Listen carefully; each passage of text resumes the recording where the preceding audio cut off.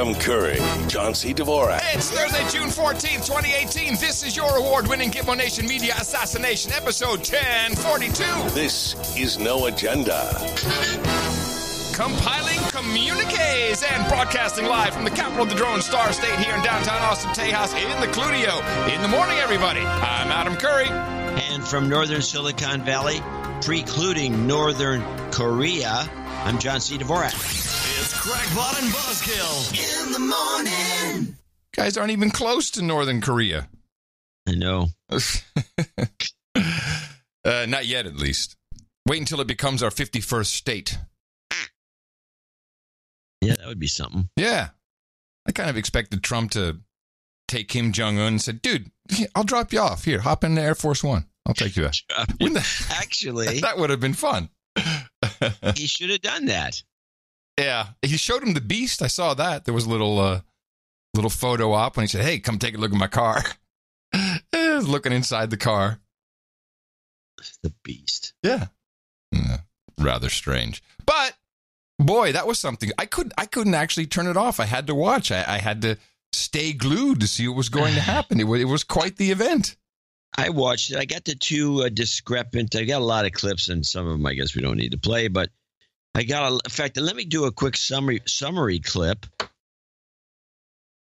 because it was very interesting to listen to the difference between the CBS reports and NBC.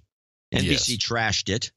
Yes. And CBS, which even had Mike Morrell on the overnight show, didn't really they were still like, apparently, I guess the memo hasn't come out yet on how to deal with this. So he was actually pretty nice about it. But yeah, I got the NOCO Redux ISO. Oh. This is Hallie Jackson from NBC summarizing the situation in North Korea. Extermination, murder, enslavement, torture, imprisonment, rape, crimes against humanity. Just before you get into your, because I see what you have clip-wise, and for those of you who are new to the program, we have no idea what we're bringing to the table. I can just see some titles here. Let me just play Shep Smith, because it relates to that. Shep Smith on Fox News. There was the actual proof that Democrats run Fox News, and I guess it must be hard to be Shep Smith. And by the way, it looks as though now Comcast is going to outbid Disney because of this stupid court case with this idiot judge, which I have to look into. Well, let's get into that in a minute, because I'm just going to say it's just more proof that who's running the show? Yeah, well, we'll get into that with net neutrality. But poor Shep, man, it must be hard being a good gay in today's America if you work for Fox News. So I give the guy some grace on what he says. This Tuesday afternoon, the talk happened, hands shaken, photos taken, and during a private meeting, promises were apparently made. But who wanted what? Well, America demanded complete, verifiable, and irreversible denuclearization. Hold on a second. Did America demand that? Was that the demands of the administration, or was that demands of the media? And I couldn't find the genesis of that. I don't know anybody who demanded it. Well, everyone was talking about CVID. We need CVID, and everybody on the cable news networks, at least. So anyway, that was what America demanded, maybe in the heartland. CVID, complete, verifiable, irreversible denuclearization. There is no guarantee of that, not even words to that effect. And we may not know for years whether we're actually now on that road or left in the potholes of paths past. Nice. But Kim Jong-un, he wanted the photos, the seat at the table.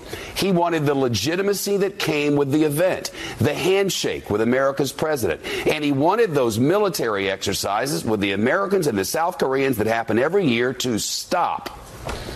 Kim Jong-un got it all for actually doing nothing. Mm-hmm. Plus, he got a promise, lacking specifics, granted, of security for the North Korean regime. A regime that has an estimated 120,000 political prisoners across the nation. Now, so this number, this 120,000, everyone has it. It's actually between 80 and 120,000. And I was like, we've heard this, and we've heard about him killing his brother and killing his uncle and feeding him to the dogs. And most of this has been debunked. And, he didn't kill his brother. His brother apparently was poisoned at an airport on his way to China. His estranged brother going back to Macau. And 2 women came up and rubbed some poison on his face, and he died minutes later. But, of course, that's what Kim did. But I really wanted to understand these, the political prisoners, the gulags, and I did a lot of research, and it's all in the show notes. And there is nothing other than what comes out of the United Nations. And, of course, Human Rights Watch, Human Rights Now, a lot of the USAID related organizations. I'm not saying that it's not true, but I'd like a little more proof. All we see is the constant satellite photos. Here it is. This is the prison camp. Dude, you can see my house from Google Maps. Yet we can't see one person working in the field, getting beaten up or anything. It reeks a little bit of other stuff we've seen come out of the United Nations research into human rights violations. Not saying it hasn't happened, not saying it's not happening. I just like a little more proof and a little more. Yeah, the proof is very scant, and you're right. Today's satellite images you can see people in the street, you can follow people. And we get none of that. I mean, you're telling me that we don't see anybody there. It looks like abandoned areas. You tell me the Google Maps car is not there in North Korea. That thing's everywhere. So that should be on the streets. But it's they always say 120, and this number has been this way since 2014 when the last report came out. So there's been no change in 4 years apparently. It's 120,000. It's political prisoners. There's torture, and there's a couple of rape. And rape, yeah. There's a couple of really good debunkings of all the people that Kim Jong-un apparently has killed. Like even the shot his uncle with a 50 cal machine gun, fed him to the dogs. Turns out it was a blogger in China who was just making some joke. Yeah, but that, of course, got taken as fact. So I just like a little more, and not from the typical sources that are just, at this point, untrustworthy. A regime that tortures and murders its own citizens, imprisons children for the actions of parents and grandparents, and a leader who has committed crimes against humanity. President Trump called the North Korean dictator very talented and praised him. The United Nations has called him one of the most brutal and repressive regimes in modern history. So I'm completely open to believing that this guy has continued this complete, horrific, oppressive regime. I'm open to it. I just like a little more than the same talking points on it. All right. He's a madman. And by the way, besides NBC going negative and CBS going kind of neutral, Colbert, I didn't get, I watched the show looking for clips, and it was just, anti-Trump stuff. And then he somehow segued to the raccoon going up the side of a building. that kept everyone's attention for a minute. Well, that's going to be a frightening thing to see, This is a funny one. This is Fox and Friends.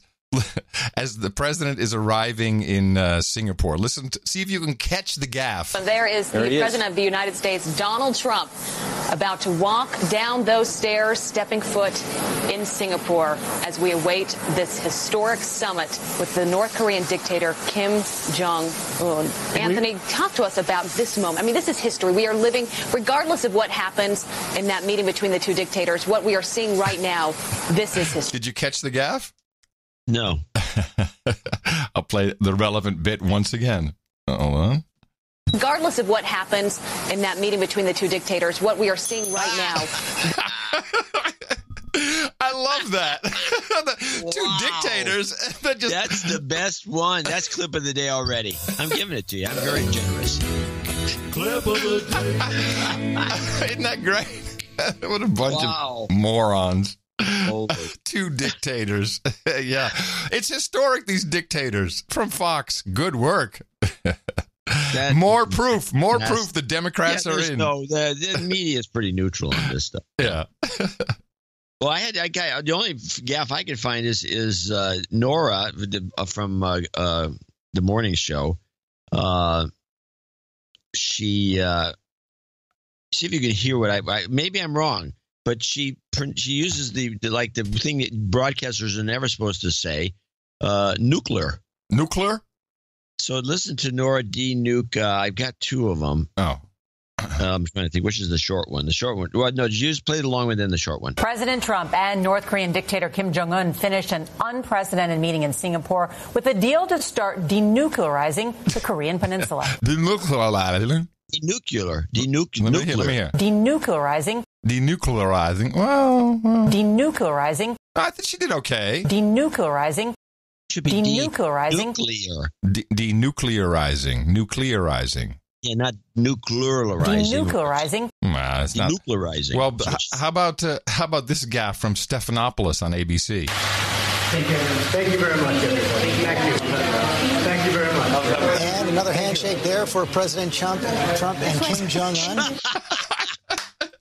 Wow. We're on a roll today. President Chump. Chump. President Chump. Chump? Was it Chump? No, he said Chump. Chump? President Chump, a Trump. Chump. God. Yeah, this is fabulous. Very good. All right, you got. I got. That's my gaffes. I only have deconstruction from this point on. I don't have any more gaffes either.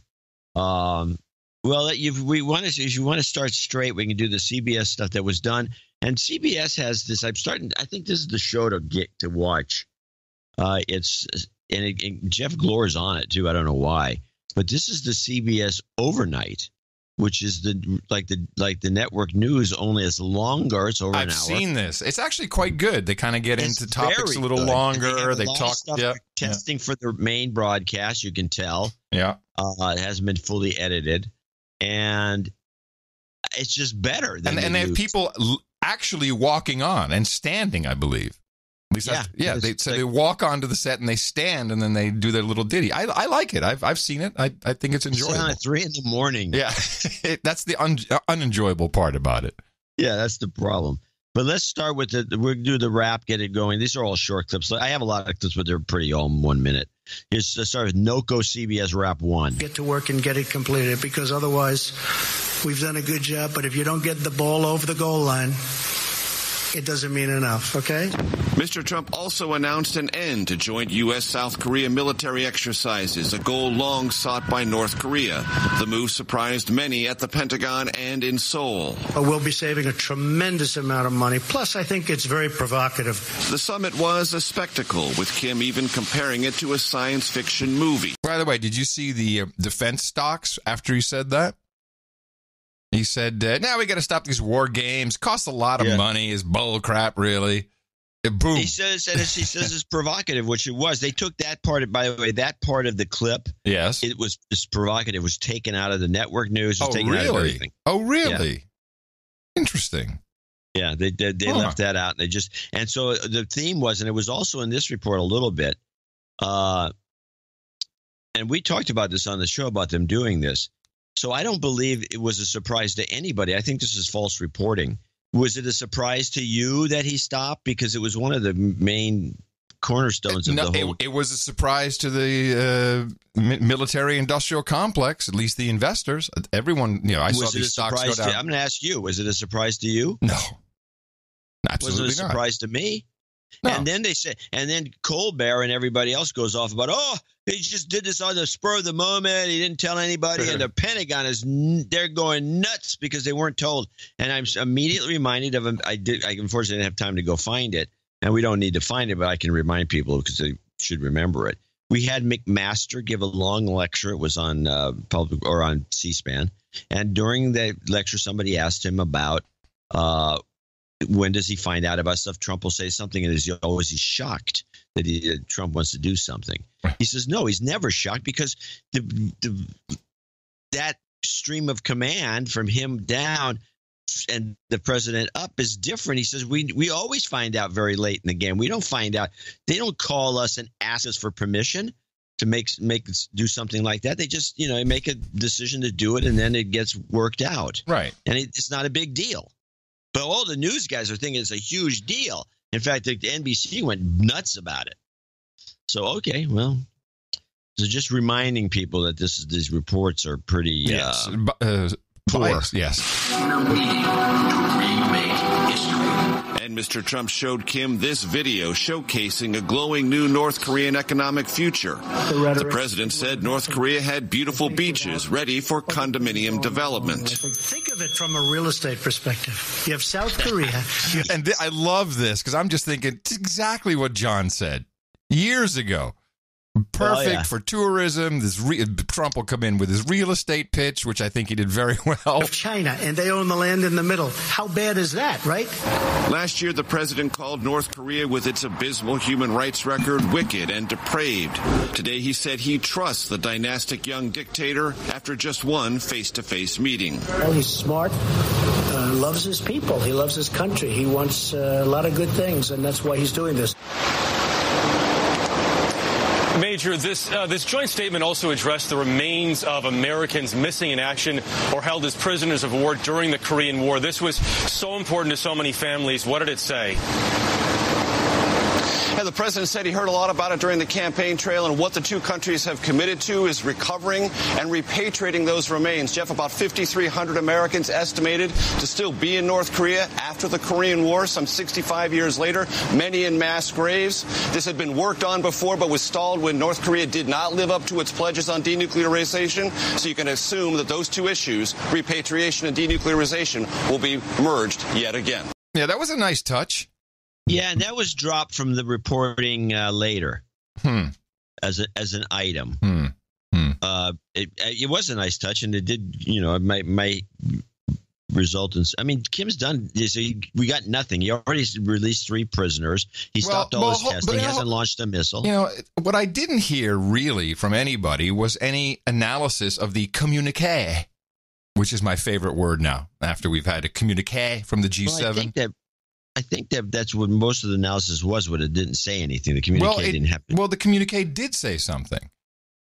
What was it? Point 3, reaffirming the April 27, 2018 Panmunjom Declaration, the DPRK commits to work toward complete denuclearization of the Korean Peninsula. And so you need to go to the Panmunjom Declaration, which was the agreement, I believe, crafted by us between North and South Korea. And there's a lot in there about what they're going to do. Good. So, let me see. Disarmament in a phased manner, military tension is alleviated, substantial progress is made in military confidence building. South and North Korea confirmed the common goal. Now, it's fuzzy, but at least there's more to it than I heard on the news. The news was not getting right. They were not getting close to it. This is true. Now, well, let me just read the one paragraph. South and North Korea confirmed the common goal of realizing through complete denuclearization a nuclear-free Korean peninsula. South and North Korea shared the view that the measures being initiated by North Korea are very meaningful and crucial for the denuclearization of the Korean peninsula, and agreed to carry out their respective roles and responsibilities in this regard. South and North Korea agreed to actively seek the support and cooperation of the international community for the denuclearization of the Korean peninsula. This was not even read to us when it took place. No. Which is why I went to find it when I saw, oh, wait a minute, this document refers to that document. It's how this stuff is always done. What good is that going to do to talk about this? That's not anti-Trump enough. I'm sorry. My mistake. I'll never make it.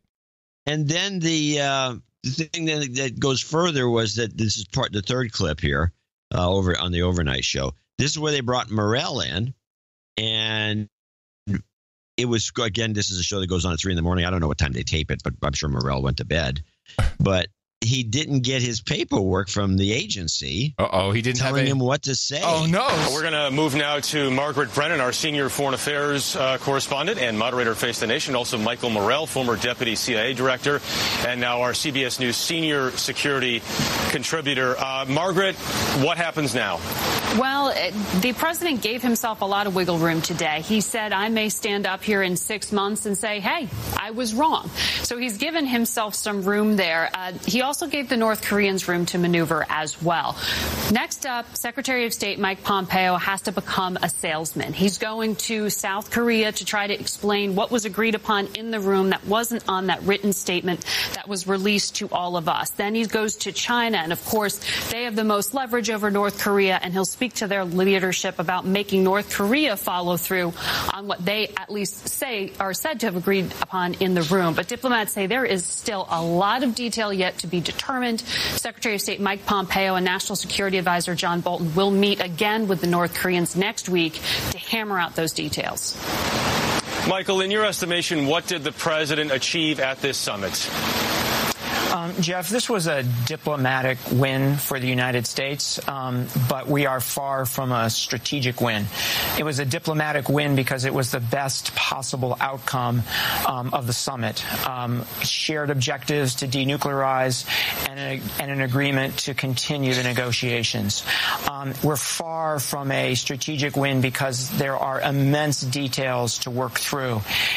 Okay, some great analysis tonight with Margaret Brennan and Michael Morell. Thanks to both of them. Some great analysis. Really, that was not great analysis. No, that was just blathering. Pretty pathetic. I want to play this clip out of order, which is NOCO newspapers and media analysis. North Korean videos demonize the U.S. as an existential threat and suggest North Korea has to prepare to target the White House or destroy the Capitol. But today's state newspaper seems to mark the Singapore summit as a shift. Newspaper photos feature Kim and Trump smiling and leaning into each other. As jarring as it is for an American audience to see an American president smiling broadly and shaking the hands with a North Korean dictator, it's orders of magnitude more disturbing or more jarring for the North Korean population to see their leader doing the same with President Trump. I think this is really quite significant, and I think it shows to the North Korean people and government officials in particular that Kim Jong-un is very firmly behind this diplomatic process and its success. But interpreting North Korea is no science, and optimism could easily be replaced with venom, argues Sue Kim. North Korea has a history of using its state media. It's a propaganda tool. So coming after Kim's return trip from Singapore, where he obviously got the propaganda boost, he was able to shut off his public image as this ruthless dictator. And the North Korean or DPRK statement about the summit has some analysts worried that Kim won't shed his violent past. The statement reads, if the U.S. side takes genuine measures for building trust, the DPRK too can continue to take additional goodwill measures. And it is important to abide by the principle of step-by-step and simultaneous action, suggesting North Korea is buying time rather than being serious about denuclearization. There you go. There's some propaganda for it. Buying time for what? What are they buying time for? To blow us up. To double-cross us. They're going broke, these guys. They're buying time for what? What are they buying time for? I agree. The analysis was so poor. Everything I saw was, right down, not even reading the damn documents. That was PBS, by the way. Figures. So they're not telling us anything. They're just befuddled by this whole. It's like some crazy thing that went on. And then they talk about, well, they will give Trump credit for kind of meeting him, but when you go to NBC and listen to their thesis, it's all, hey, they've given this maniac, this violent maniac, which, violent maniac. Now he's been given legitimacy. That's all Trump accomplished, was giving this horrible person legitimacy. Right. And it's like, holy mackerel. We can't, I don't get it personally why we have to be that way. It just doesn't make sense to me. I'm not that way. It's healthy. I'm not that way. It's not healthy. That's for sure. No. Well, let's go to NBC and listen. This is NBC sees it differently. And I have 4 short clips. And everyone has a punchline that's why I broke it up into that. But let's start with one. How can the U.S. be sure?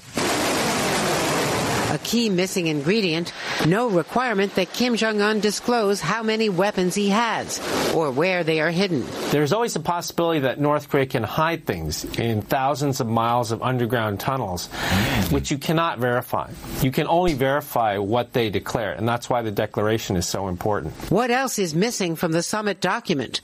No definition of denuclearization, no details on verification. Tonight, lawmakers, even some Republicans, say it's too vague. This is an agreement in principle. It's not an agreement that can be enforced. It's an idea. I don't know that there's anything to that of concrete nature yet to trust, if you know what I'm saying. Still, the president says this is just a beginning, that he has accomplished something no other president could, a meeting with a North Korean leader. But did he get enough in return? Now the task is to really put meat on the bones. Secretary Pompeo will have to start negotiations right away to see if there can be any concrete steps that are taken towards denuclearization. And Secretary of State Pompeo leaves for Seoul and Beijing tomorrow to try to turn the summit promises into reality. Lester. All right, Andrea Mitchell, thank you. As the events unfolded here in Singapore, South Korea was looking on with high stakes in the outcome. And when President Trump announced he's halting military exercises with them, it seems he not only surprised the South Koreans, but U.S. forces in the region, too. NBC News chief foreign correspondent Richard Engel is in Seoul and has reaction for us tonight. I will say that I found the entire event, the press parts of the event, to be well produced. I saw drone shots setting up the venue. You know, they had cranes. I mean, it was well done. The first jib. They had a jib. North Korea. Holy mackerel. No, in Singapore. I'm sure it wasn't the first jib in Singapore. Oh, it was in Singapore. But I saw drone shots in the beginning too, and just the timing of it all. It was nicely done. It was nicely done. I thought it was a good television event. The Singaporeans, they're thinking. They're putting all their effort behind it. The Singaporeans, everybody. Talk about a dictatorship. There you go. But nobody wants to mention that, do they? No. But Singapore probably went all in because they said, "Hey, we can have these international meetings. This brings in a lot of cash. Yep. Let's show them a good time." And I'm sure the food was fantastic. They don't talk about that much. Oh, did you see the menu? Which one? Oh, shoot! There was a menu for their lunch. That menu. Looked What was really that menu from? Menu Kim Trump lunch. Hold on, let me find it for you. It was really good. Let's see the lunch. Well, menu. the rest of the people are starving.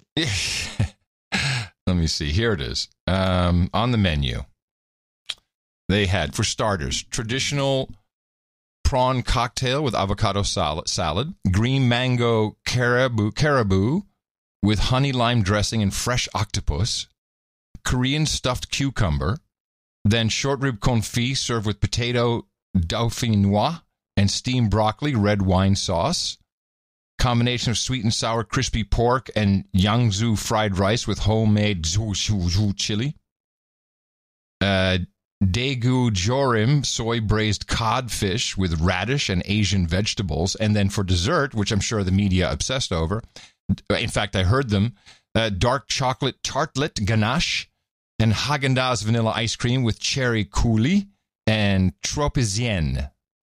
I don't know half of what that stuff is. I know what most of it is, but I can't figure out how did Häagen-Dazs get into the act? They did. Someone got a promotion. Somebody got, yes. That's a good one. Good point. But yeah, it sounds delicious. Mm-hmm. I'm sure it was tasty. Yes. So they had a good time at lunch. Anyway, so Richard, they do the same thing on NBC. Oh, everyone's stunned that they're going to stop these exercises. Now, the main problem was I've always thought they should have. I always thought those exercises were provocative, and the Chinese are part of the reason that they were irked about them. But it was South Korea who sent out a communique saying, we're not quite sure what he means by that, and that's what sparked it all off. So there was some miscommunication amongst the parties. I think that was exaggerated. I don't think for a minute that they were that stunned. Damn it, I didn't even think to look into it. You're right. Yeah, these guys aren't, and especially since South Korea is initiating a lot of this. Yeah. They obviously know the ropes. They know that it's annoying to do these exercises that look like they're just going to attack any minute. Yeah. So why would they all of a sudden be so stunned? It doesn't make any sense. So I'm looking at ABC. As reports emerged, that the South Korean government was surprised by the announcement to suspend exercises. Questions were raised if U.S. policymakers were also caught off guard. So the questions were raised. This might have been just from sources. You're absolutely right. That may have been exaggerated. Good point. Damn it. They're just doing everything they can to. I mean, the people that are doing this are just anti-American, it seems to me. But let's go to the part two. Now we have Richard Engel, who's brought out of the Middle East, where he's a native Arabic speaker, and let's put him in, and he's the big negative Nelly. He's the CIA plant that we kind of figured. He's the guy who voted against the idea or suggested that Feinstein should not release that CIA report about torture, heaven forbid, which gave him away as far as I'm concerned. And he's the guy who did that phony report where he was supposedly captured, and the guy's just not. He was also the guy who had look, Russian hackers, but he was in Moscow on a hotel Wi-Fi or some shit like that. Yeah, I believe that was him too. Okay, so let's listen to him. Across South Korea today, hope this historic handshake means peace is finally in the air. President Moon Jae-in, who met Kim Jong-un to help organize this summit, said he was so excited he couldn't sleep last night. But now, focus here is turning to that curveball. President Trump saying while U.S. troops would remain in South Korea, no more war games. We will be stopping the war games, which will save us a tremendous amount of money, unless and until we see that the future negotiation is not going along like it should. But twice-annual war games and joint exercises are the cornerstone of the military alliance between the U.S. and South Korea. We visited them extensively in F-16s, on firing ranges, on patrol, always told by commanders they're essential for the safety of South Korea and American troops and their families based here. But apparently, no one told the South Koreans President Trump promised Chairman Kim he'd scrap them. Now, I have some quotes here. Interestingly, from HuffPo. Headline, South Korea blindsided by Trump war games agreement. And here's what they have quote-wise. Trump made the remarks at a news conference after a summit with North Korean leader Kim Jong-un in Singapore, calling war games expensive and, quote, provocative. South Korea's presidential Blue House said it needed to, quote, to find out the precise meaning of intentions of Trump's statement, while adding that it was willing to, quote, explore various measures to help the talks move forward more smoothly. So you're right. It was an exaggeration if that's all there was to it. They're saying, I'm not quite sure what he means by that. We'll find out. Yeah. And then which brings me back to the McMaster's quote. He says, we don't know, the guy, the president of the United States will say something and it gets down to us. It's not that he's talking to us. Yeah, and this is very interesting. I should have looked for these quotes earlier. USFK, which is the U.S. United States Forces Korea, I think, has received no updated guidance on execution or cessation of training exercises to include this fall schedule. Include this fall schedule. Old Chief Freedom Guardian, U.S. Forces in Korea spokeswoman Lieutenant Colonel Jennifer Lovett said in a statement, quote, in coordination with our South Korean partners, we will continue our current military posture until we receive updated guidance from the Department of Defense and/or Indo-Pacific Command. So it wasn't quite the outrage and wow, blindsided and what, at least not from the quotes. And this is HuffPo, so I figure if they had worse quotes, they put that in. But then they just grab one South Korean official said he initially thought Trump had misspoke.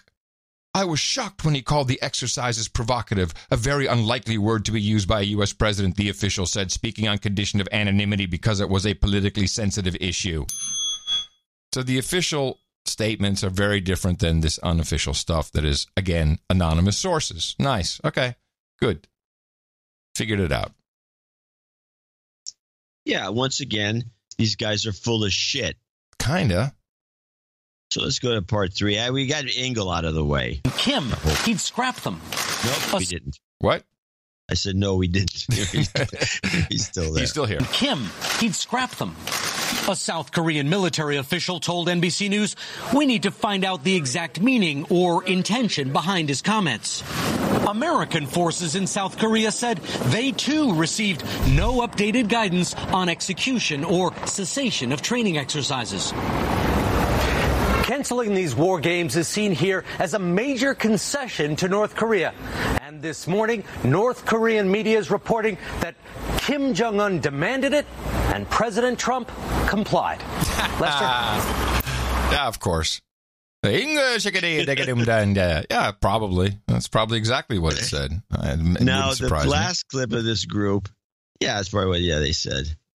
The last clip of this group has got I put Yao here because there's a real funny bit in here. All right, Richard Engel in Seoul for us tonight. Thank you. One issue that did not receive much discussion during this summit was the brutal reality of life in North Korea. Kim Jong-un's regime has been accused of appalling human rights violations against his own people, as well as the mistreatment of American prisoners. NBC's Hallie Jackson has more on what wasn't said at this historic face-to-face. Before we get into that, I was just thinking 80 to 120,000 political prisoners is what they say. Yeah. We have 2.5 million prisoners in America. Yeah. 2.5 million. And I'm sure political prisoners. I'm sure they're all treated just fine. In Singapore, smiles and a stroll from Kim Jong-un. But back home, a UN report paints a much more grim picture, one of extermination, murder. Last report the UN released was 2014. So I'm just saying this is old news. I'd love to get an updated report. Enslavement, torture, imprisonment. Back it up. Yeah, a little bit, because her little laundry list of horrors is just face to face. In Singapore, smiles and a stroll from Kim Jong-un. But back home, a UN report paints a much more grim picture, one of extermination, murder, enslavement, torture, imprisonment, rape, crimes against humanity. Enough about Austin. His country does love him. His people, you see the fervor. They have a great fervor. But what he calls fervor, the UN calls indoctrination. Another in the long and disturbing list of human rights abuses Kim's accused of. It was discussed. It was discussed relatively briefly compared to denuclearization. Well, obviously, that's where we started and where we ended. President Trump didn't dwell on the negative, instead repeatedly pointing to the positive. I learned he's a very talented man. Kim Jong-un, as you know, has killed family members, has starved his own people, is responsible for the death of Otto Warmbier. Why are you so comfortable calling him very talented? Well, he is very talented. Anybody that takes over a situation like he did at 26 years of age and is able to run it and run it tough. I don't say he was nice. I think without Otto, this would not have happened. It was a year ago today that Warmbier was returned to the U.S. in a coma. He died within a week of coming home. Yeah, that's an irritating fact.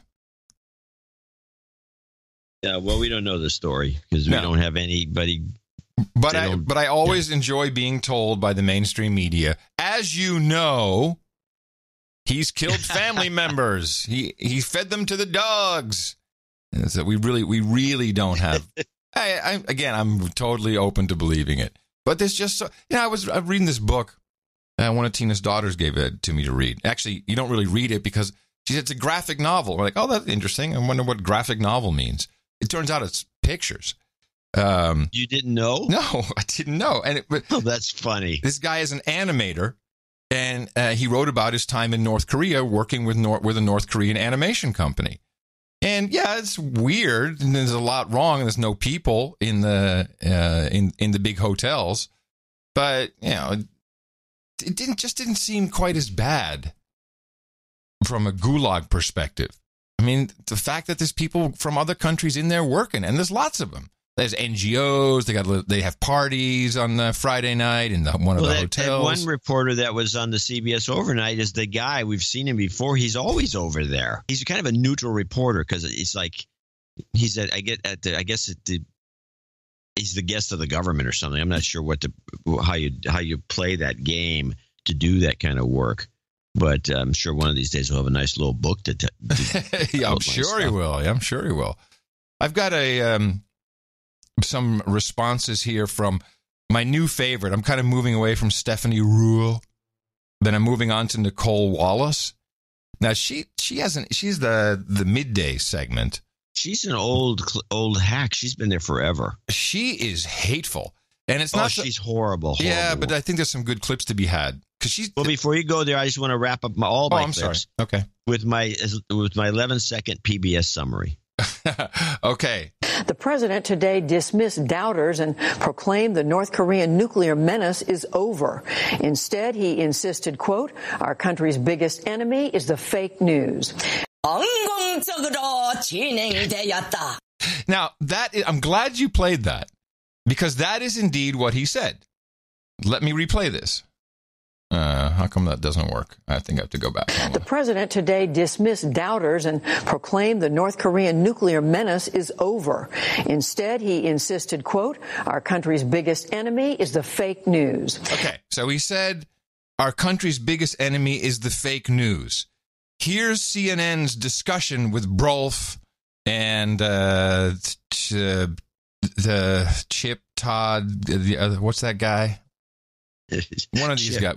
One of these guys discussing. Now, remember, the tweet was, "This country's enemy is the fake news." And he would rather just attack the media for daring to do our jobs, which is to kind of evaluate what he's doing. But it's so unoriginal, too. I mean, there's no president or political figure who likes the media. And so he's trying to outdo Nixon. It's one thing not to like the media. We've all worked in this news business for a long time. Everybody's always criticizing us and not happy with our coverage, whether it was President Clinton or President Bush or they're all criticized. But it's another thing to say that, it's not North Korea, it's not Iran, it's not Russia, it's not China. It's journalists like us who are the enemy of the American people. One of the things that bothers me most about the president is I don't even take what he's saying seriously. It's that he's so casual about throwing out language, and that you really undermine the presidency when you do that, because there will be a time after Donald Trump, believe it or not, and he is doing damage to this notion of do we believe what the president says. But we live in an environment where social media principally allows so much hyperbole that now the president engages in it, and it becomes kind of the bloodstream of our public discourse, where you could say something that over the top, and that it would be the president of the United States who says it, and I don't take it seriously, which is a problem too, because he's not really being serious when he says it. It's a shame. But a lot of people do take it seriously, That's and the problem. It's having an impact. A lot of his supporters believe that we are the enemy of the American people, and that is really, really an awful situation. We are not the enemy of the American people. We love the American people. So there's a lot to unpack there. We really love you. Do. We love you, please. So they took fake, this is a case of he who fits the shoe puts it on. He said fake news. He didn't say journalists. He didn't say the media. He said fake news. And many a time he said, in fact, one of his recent press conferences, he went off on fake, the one that we had some clips from. He went off on the CNN guy's fake news, and he talked to other people. He says there's a lot of good journalists, and he was very friendly with a number of them that were at that press conference. But he just pointed out CNN. Yeah, and he says Trump himself says there's lots of good journalists out there. Yeah, but these guys took it immediately to Trump says journalists and journalism. I think even I heard there, and the media is the actual end. Now, I agree with that actual statement, but that's not what he said. I mean, I think you and I both agree the M5M is dangerous to people's health. Yes. It's like opioids. So anyway, here's Nicole Wallace, and with her, just to give you an idea of how they think, is editorial board member from the New York Times. And what is her name? Mara Gay. And here's their take on it. But this is not just a meeting about foreign policy. This is about Donald Trump's political survival. He has said to friends that he plans on taking a win in North Korea to the voters. That's their midterm message. That's all they've got. That's right. I mean, that's what's actually so terrifying in part, because I think we're going into this, and if we're thinking about this realistically, we know enough about President Trump to know that he's not going to come home and say that he failed. He's going to call this a win, no matter what. He might send Rick Perry over there to help them build more nukes and say, we won, we're in charge of them now. And the North Koreans know that. Yeah. That's right. So we're already at such a disadvantage, I think, going into this. And so then the question becomes, well, if he's going to frame this as a win, what's that going to look like? What does that look like in terms of sanctions, in terms of giving him, international legitimacy that he didn't otherwise have? And quite frankly, I mean, you look at the polls, it's really interesting because the more we're talking about North Korea, the less we're talking about Russia, right? The less we're talking about issues at home. And I think you see, that's true for Kim, I'm sure, as well. Why is the New York Times editorial board so worried that they're not talking enough about Russia? Is that journalism? No, I don't know what's going on. I mean, that was a very, very bizarre clip. Nobody listens to these guys except you, by the way. But I know. I'm sorry. That is a very, very bizarre clip. Mm-hmm. Very strange. Well, especially from the New York Times editorial board member. I thought that was... Yeah. Why are they concerned about... They're like trying to guide the news cycle. Yeah, that would be instead of reporting. Yeah, that would be my accusation. That's what it said. That's what they said. Yeah. Yeah, well, why do they care? Why don't they just do their jobs? Wait a minute. What didn't Mika Brzezinski famously say that? Did she say we report, we tell you what to believe? Yeah, something like that. I wish we had that clip. I might have that. Let me see. Believe. Let me see. Maybe. Nah. No, I can't find it. But anyway, it's hard to label a clip like that, so it'll get lost. One more try. The challenge is on. Yeah. Really? I think I can find it. You think I know I can find it. It's in here somewhere. Nah, I can't find it. Sorry. What I do have, unless you have another clip, I have kind of a wrap-up that I thought was interesting. It's a little longer clip, but it really puts a lot of this into perspective from a very, very different viewpoint. Do you have anything else you want to? I'm good to go, yeah. Okay. Because I'm kind of looking for, what is the deconstruction? What is really going on? What is really happening here? Because we know nothing. The only thing I know is I talked to the fish guy at the supermarket, and he's South Korean. He was born there. Source. I have a source. Yeah. I said, so what do you think? He says, well, selfishly, I really hope it doesn't happen. This is great that we don't have any war and all that. It'd be great, if people can visit their family. But selfishly, he said, everybody in my hood, they see this as, well, this is like East and West Germany, and it's going to cost us a lot of money. And he was quite clear. He's like, just when we're kicking ass with LG, we own the entire pop music market. K-pop, of course, is gangbusters.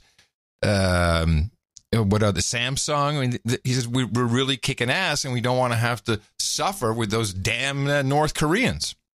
And to which I said, well, maybe there's a match made in heaven if you take, because apparently North Korea has a lot of resources, like cell phone stuff type resources. Oh, you mean rare earth elements, minerals and elements and all that. Yeah. And so, make them mine, put the factories up there, put all the smoke up in North Korea, if you want to look at it from a South Korean perspective, and you could be a real powerhouse.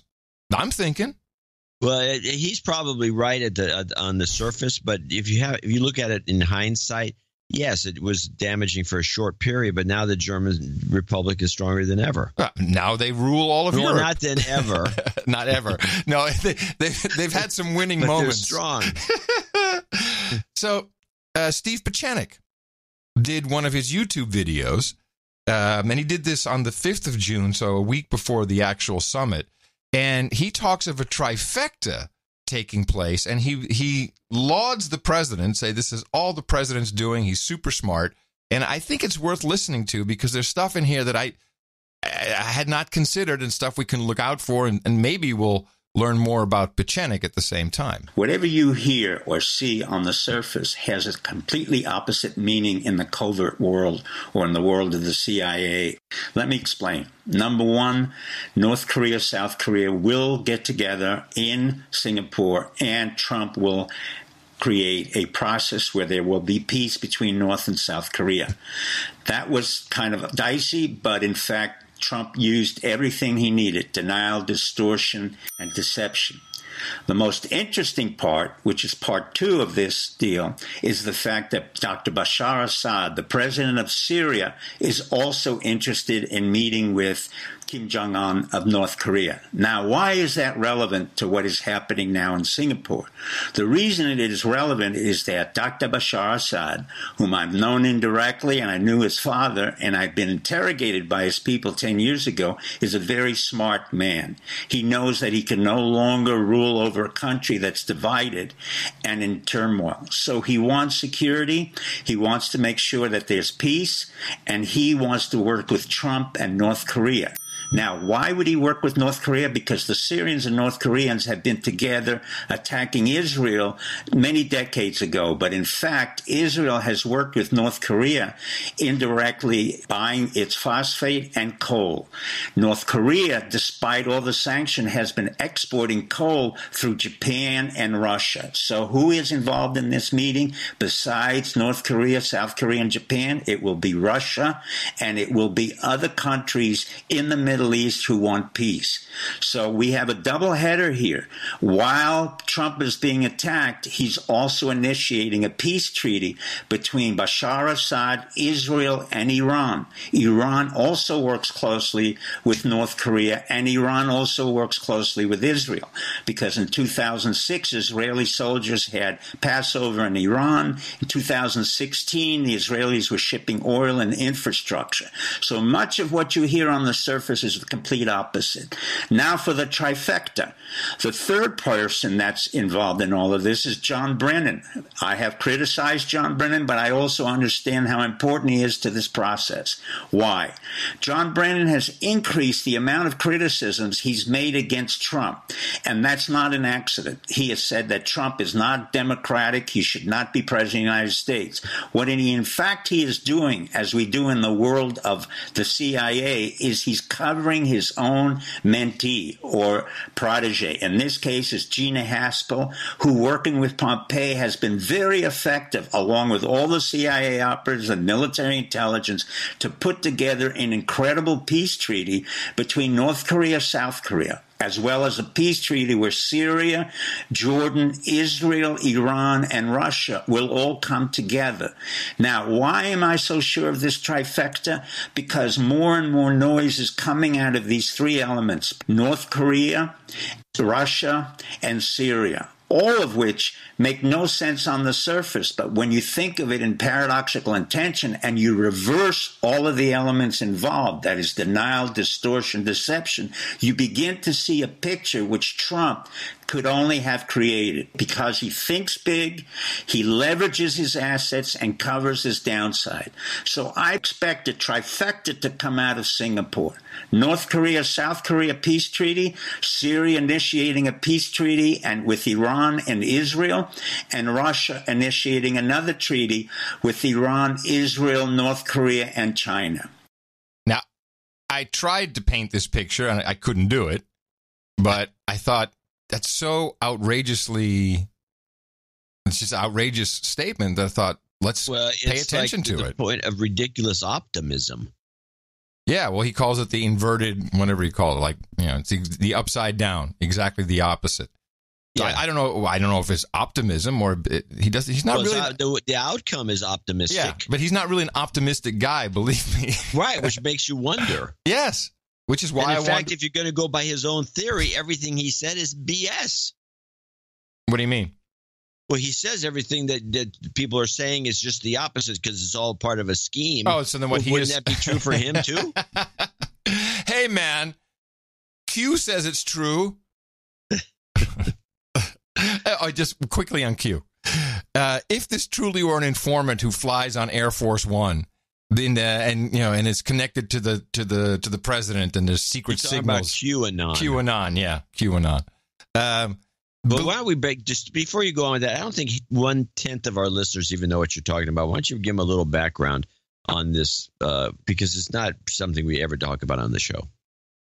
We have brought it up in the past, typically mockingly. So there is this person who showed up on, I don't know if it was 4chan or 8chan or 16chan or 64chan. Yeah. And under the handle QAnon, and started posting cryptic messages that included stuff like follow the white rabbit. And there's a number of people who are completely convinced they have cracked multiple codes, and it's between what Q writes and what Trump tweets. And look, he misspelled this word the same way that it was misspelled there, and there's numerology involved. And that's like the guys who decode the Bible. And they take you like the first word in the upper left-hand corner, and then you go down to over one. Yes, you expect Tom Hanks will do the movie version of QAnon. Exactly. Yeah, he'd be QAnon. And I, it's okay. Of course I've looked at it, and I'm just like, this connecting dots, and and there's a lot of people are so adamant about this, and there's tons of archive websites, and people really, really believe it. But the reason why I'm not believing it is, every little shitheel who is maybe some kind of informant gets the full coal raking from the M5M. Look at Goosifer. We know, why do we even know Goosifer 2.0's name? These kinds of names: Fuzzy Bear, Bozo Bear, the Huggy Bear. All these different bears. We know all the codes, everything, but never a single thing about QAnon ever. Have you seen it on the M5M? Has it ever shown up? It's big enough. It's really big enough for them to pick up on it. So I think it's some maybe kind this time is coming. Some kind of psyop. It's certainly keeping people busy. It's keeping people busy and happy they voted for Trump. So that's okay. Fine, do that. But I'm not buying it. I see no evidence. And now people are going to say, I quit listening. I block you on Twitter. But I just don't see it. Now, before we take a break, I certainly didn't see it, and I owe a big apology to Mark Maron of the WTF podcast. And I really messed it up. Yeah, I want to second the apology, even though I really didn't know anything about the whole thing, because it was a surprise to me, too. But I was partly responsible because I was thinking to myself, because Maron made a big fuss about it on Twitter.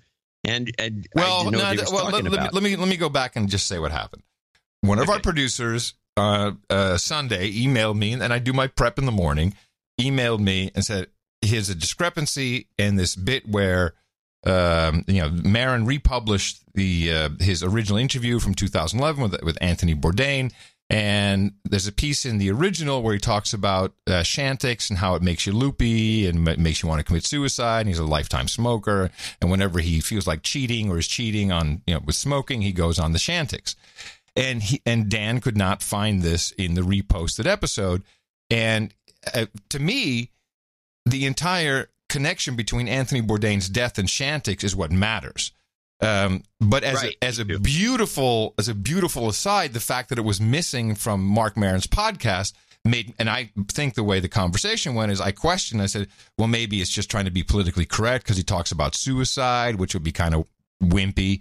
It could be that, his advertisers didn't want that, or that there may be some advertising issue there. And, but I think without a doubt, we said, well, this would be holy moly. They've gotten to the podcast now. So it was not great because I didn't check this. It wouldn't be a shocker. Now, what happened is, and, Dan is extremely embarrassed. He's mortified. And he wrote me an email and he said, oh, man, because he really did look for it. He couldn't find it because Maron republished with a different intro and different commercials. And that's why the time difference was so off. And, so it was not malice on anyone's part. What happened, though, is that some of our fine producers on Twitter just went, hey, Mark Maron, you pharma shill. Yeah. So, and he got grief. And he really is, I don't know, it's hard. There's no context in text, but even my harshest critics, I don't answer that way. But anyway, it doesn't matter. I take responsibility. I did not check it, and I fucked up. And I'm really sorry. I apologize to him and his production crew, because there's quite a lot of people apparently who put that together.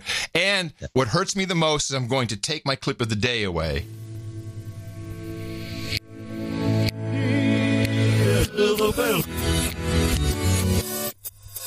So, gone. Yeah, well, you had 3 clips of the day for that show, so it's not like you're suffering. No, but I there's no blood loss. No, there isn't. And I think we should give him some pharma. You've got pharma. There you go. So, yeah, I sent him a note saying we'd apologize. Yeah, and you did so in the newsletter. We don't mind doing that. It's not like we're butthurt because we have to apologize. I think it was a good thing to do. And we do correct our mistakes on this show, and I mentioned that in the newsletter. Yeah. Except there was a mistake in the newsletter. What did you do wrong in the newsletter? There was a typo. I had rewritten one of the things when I was talking about the apology to Mark Maron coming, and I left a word out, so I had to open the newsletter to read it to you. But there's a word missing, and it's like, jeez. And it was right. And the reason it happened, because this happens, the only time there's going to be typo, we have a lot of people check the newsletter, even though they don't always do it. I always do a read through out loud. But then once in a while, I'll go back in the newsletter. I'm trying to. Then I decide I'm going to do a last minute tweak. Well, and you send it to 3 people, one of which is me, and we're all supposed to find mistakes, and we miss them too sometimes. Well, this mistake didn't go to you because this was one of these. Just before I ship, I do a last minute tweak. I'll look at a sentence and say, oh no! Just before it dropped, you pulled it back. Before it dropped. And so I made it, and I left the word out because when I clipped and moved things around, it's just a word was missing, and I go, one guy wrote in and said, "Hey, you screwed this up." But anyway, so we wanted to get that out of the way. Also, just going back to, because and this is what I find the saddest, is that I believe there is a very real possibility of linkage between Chantix, which can definitely make you suicidal, and Anthony Bourdain's death. And, there are a few alternative news outlets picking up on this and asking questions. But then Rose McGowan came out with a statement, and she said, well, he didn't take doctor's advice and he was having a rough patch. And the rough patch may be the fact that she was making out with another guy, which she then rebuffed as, well, Anthony and I have an open relationship. Rose McGowan? No, Asia. I'm sorry. His girlfriend. Oh, yeah. Who was I said it out of. So Asia Argento is friends with McGowan, and McGowan wrote a communique at the behest of Asia.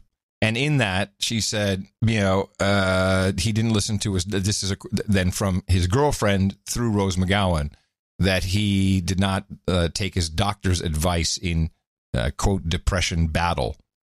Mm. But, if you're in France and, your girlfriend's hanging out and putting pictures on Instagram of making out with some other young dude. Well, maybe the Instagram photos and the whole social media thing had something to do with it then. It could. And then just throw in. This is stupid. It's stupid. These are adults that are putting pictures of themselves kissing people? Yeah. I mean, this is like what kids do in high school, maybe. Yeah. Welcome to the universe. Well, I want to, since you brought this up, before we go and do our next block, I might as well bring this clip in because I noticed that the mainstream media, it wasn't just one network. I think I have the NBC version. They all, because of this situation, and I think, and I would imagine that Maron's influence had something to do with it too, which is the idea that Chantix might be a culprit, is to create a smokescreen. No, Chantix not the culprit. And believe me, everybody played this story. It's all sorts of possibilities here. And this is the medicine and depression puff piece that I have a clip of. The warning tonight, some of the medications Americans most commonly take could have serious side effects. Depression, even suicidal symptoms. You are in a black hole. You can't get out. You can't move. You can't call for help. Mary Curran Hackett has battled depression and survived 2 suicide attempts. While her reasons were many, she's convinced her medication may have contributed. I felt lonely, and suicide seemed like the best option for me at the time. Now, new research published in the Journal of the American Medical Association finds 38% of adults use a medication that can have depression as a side effect. 200 medications, not just antidepressants, beta blockers, and opioids already linked to depression, but also gabapentin, prednisone, prescription dose ibuprofen, and over-the-counter acid reflux medications. The more medications you're on, the greater the likelihood of having a side effect from the medication, including depression. Psychiatrist Joshua Weiner. Are we simply an over-medicated society and we don't know how these meds interact? I think so. I think the problem is, in this country, we're looking for the quick fix. We turn to medicine before we turn to lifestyle. Well, whoever said that has some clue. Well, that's true, but this whole storyline never mentioned Bourdain, didn't have anything to do with anything going on. It was an out-of-the-blue story, and I think it was set up as a smokescreen. Just depression, you can't bring that topic up because this is everything you're taking. Ibuprofen, in fact, I use ibuprofen occasionally, and my daughter comes up, she says, ibuprofen causes depression. And then I said, there's none that I know of, but meanwhile, we listened to that clip, and in that clip, they mention ibuprofen, but they say prescription strength. Well, this is interesting. This research paper, I'm looking at the copy of it from the JAMA network, which I think is one of those official places where you publish research. Yeah. And this was published on June 12th, 2018. So the timing is beautiful. If you're talking about creating a smokescreen, it's like, hey, we got that emergency backup paper ready? I look for it, boss. As an editor, when I was editing InfoWorld, I would have under my desk a stack of pre-written material because our page count would vary too much for a normal magazine. It would just go up and down and up. But that's why I needed to all of a sudden bring out stacks of stuff. Here, fill with this. Really? So you always have, all editors, I believe, most of them have at the ready stuff like that. What is so interesting, though, is that in all the reporting, because I put a number of them in the show notes related to this topic. None of them mention smoking cessation drugs. As we go to birth control, your hormonal birth control medication. What else do they have? Some painkillers. Here we go. Hormonal birth control, blood pressure, heart medication, painkillers, and was it acid reflux? They got everything in there, but let's not mention the smoking cessation drug that has proven to drive people wacky. It's almost as though they got wind of some people bitching about Chantix in particular, and the Bourdain thing in particular. They got wind of it maybe getting some traction. We've been talking about it for, 5, 6 something years. Like that. Yeah. But we're getting no traction. But maybe it's going to start getting traction. Let's throw the smoke screen up, and then, that'll kill it. And it did. And with that, I'd like to thank you for your courage and say in the morning to you, John C. The C stands for Chantix Communique Dvorak. In the morning to you, Mr. Adam Kerr, also in the morning all ships at sea. The boots on the ground, the feet in the air, the subs in the water, and all the dames and knights out there. Yes, in the morning to the troll room, noagendastream.com. Thanks, trolls. Good to see you. Miss you. 4 days.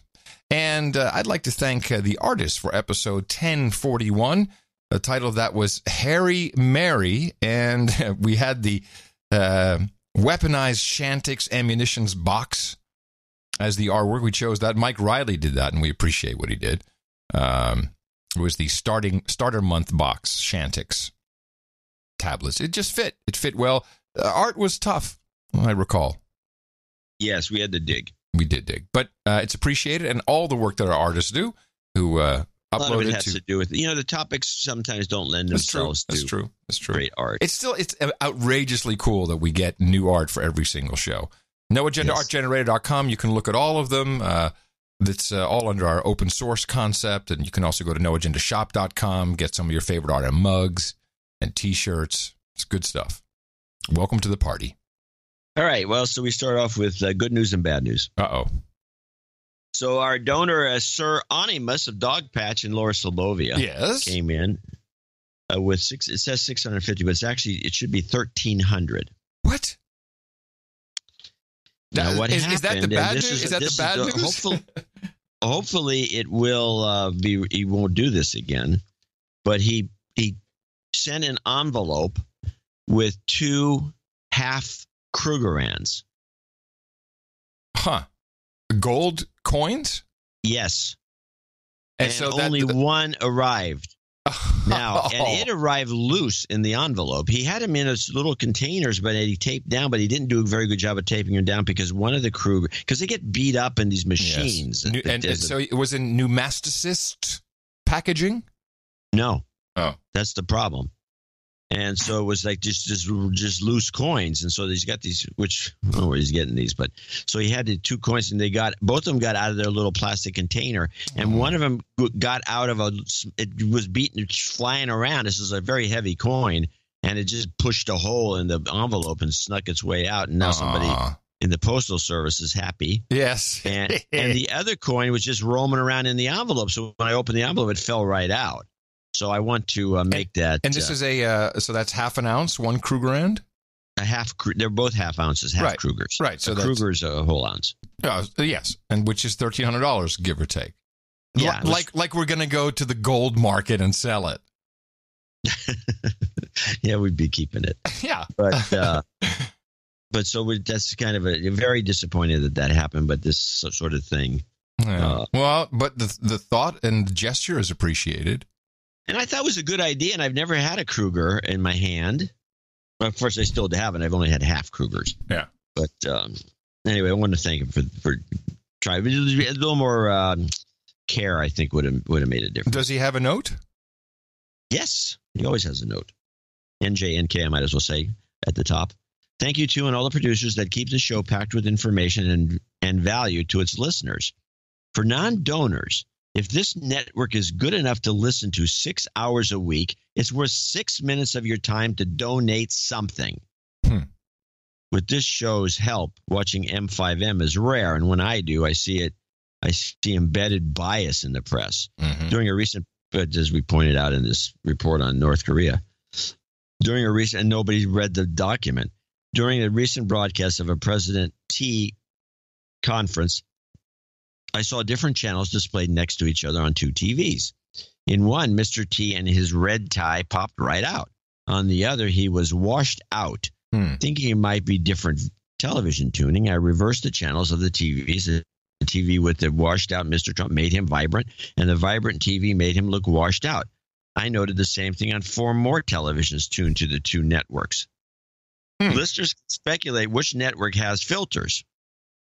The observation has drawn me to wonder about network camera filters. You two have more observations, so I asked, do you notice network camera filter bias? Network camera filter bias. I think that would be. I don't think that'd be done as filter. I think that would be done at the engineering level when you do the color balancing for the feed, the whole network feed. It's hard for me to imagine a professional in the field doing that to the image. It is such a, particularly shading and this kind of, these guys are, that's their professional integrity. I mean, if they're willing to give that up, I don't think they would. The guys who do that are not political usually. Anyway, a picture's powerful, and who believes the words of a pasty-faced, washed-out speaker? Well, there was a discussion. Photography, yes, the bias is there. We know 100%. Just look at the Angela Merkel angry versus Angela Merkel happy photo of her leaning over the desk at Trump at the G7. That bias, of course, that bias is there. So, and there was a discussion. I don't know if it was on Frontline or if it was actually on CBS itself, discussing using close-ups, bad close-ups on 60 Minutes. It's possible that something is amiss, but we don't have any evidence of it. No. For Muhammad Ali, try global entry. My wife renewed her passport last year and didn't renew global entry. 4 of the 5 entries since were Quad S. Worse, okay, he's just not. He says so that means he had to go into the little bad boy room. So he's saying for all you Muslim listeners, is what he's really saying. Attention, Muslims. Here's what. Welcome to America, Muslims. Okay, my wife renewed her passport and she didn't renew global entry. 4 of the 5 entries were Quad S. Worse, last month she made a joking comment to an Emirates stewardess. Who are required to report suspicious issues. Oh, jeez. After That was after a Quad S search in Dubai before boarding, and that despite being a citizen. She still gets nervous going through immigration. Yes, she has a status on the airline and was front of the bus and was front of the bus. When she collected her bags, an immigration officer from across the baggage claim area made a beeline for her, and she spent the next 45 minutes going through her bags. Jeez. And this is all believable. Yeah, well, I just wanted to say that when Tina and I came back from Mexico, we came through Houston, and I have the global entry, and I've already seen that it's really not a lot of benefit. And so I said, no, I'll just go through with you. I don't need to be like ahead of you and stand there and wait for you to come through just to wait together for the bag. That's rude. And the machines, now it's just all kiosks everywhere. And the machines are more modern than the global entry machines. They work better. They're faster. They're much better than these older models. And then, so there's a little bit of a line, but there's just a guy going, paper, okay, good. And you go through and you're done. There's almost no difference except for the $450 I paid for it. And I guess if your name is Muhammad, you want to have it because, hey. Welcome to America, Muslims. Sorry about that. I'm embarrassed. I'm embarrassed for sure. Next advice. I keep pics of jewelry with their receipts on the mushroom cloud for such events so you can show proof rather than argue over ownership when you return with jewelry from the wedding season. Yes. I've paid taxes twice on some items just to get through. Okay. He's getting targeted, man. He's irked. I can imagine. Producers, and now that's why he's so anonymous. Now, what is the mushroom cloud besides the obvious? No, the cloud. He's just talking about the cloud. He's just joking around. Okay. He doesn't need to be known as a no agenda supporter. Anyway, you have 2 times Quad S. Okay, here we go. Then he's rapping now. We're rapping. Producers, please create a, quote, republics are not democracies jingle. Every time I hear our government referred to as a democracy in clips, I get upset. Yeah. And it seems to be getting worse. Okay. Well, that's an issue in itself, and there's probably reason for that. Yeah. So lead the change, please, and correct it every time. We correct it a lot. We do. I do. But we can't. But he's right. You can't correct it all the time because it would be tedious. Because these guys keep saying it. Yeah. Enclosed are some original Bitcoins, 80s style. Those are the 2 coins we're talking about. Volatile value originated from an illegal mine in a boycotted country. But it works everywhere when the grid is down. Yeah. Well, sadly, we saw in this particular case that the Bitcoin might have reached its destination. Yeah. So there's something to be said for the old sneaker network. And there you have it. Thank you very much, Sir Anonymous of Dogpatch. For both the letter and the contribution. And the Krugerrands. The Krugs, baby. It's the Krugs. Onward. Sir Michael of the Third World, East Asia, in Seattle, Washington. Well, it's probably obviously someplace else. $333. Greetings, gents. Please accept my donation of $333. Thanks for the best podcast in the universe, and thanks for the godfather of podcasting, Adam Curry. Oh, thank you. Please take some and put it towards your hearing aid. You know, we'll get an update on that. I have to. Yeah, I will update. Remind me to update you on the hearing aid search. Can I please get a Jobs Karma dealer's choice for a Sharpton and an Obama? You might die. Chloe, let me go to you. I'm sorry. Was there more? Yeah. Oh. You can read this or not, but I know my PayPal shows Seattle. Trust me, I'm not in Seattle. Okay, that's what I figured. Sir Michael of Third World, Southeast Asia. Chloe, let me go to you first. What's the latest tonight in Iowa? Well, in Ottawa. Well, the situation is less tense than before. You might die. Jobs, jobs, jobs, and jobs. Let's vote for jobs. You've got karma. Zachary Montgomery in Kannapolis, North Carolina, 300. Douchebag call out for John Kuhneman. Douchebag. And I guess it's it's either Tyne or Tina, probably Tyne Coleman. Douchebag also douchebag? Also, wedding karma for them. Great. Wedding karma for them. Please play. This is another great example of random number. Please play Al Sharpton, Flame Out of Butt. That's not Sharpton. Well, he's got Sharpton on the mind.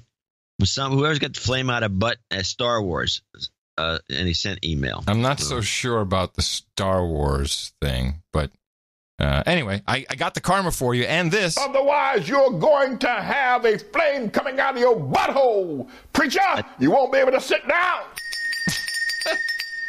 You've got karma. I love that Manning is now being confused with Sharpton.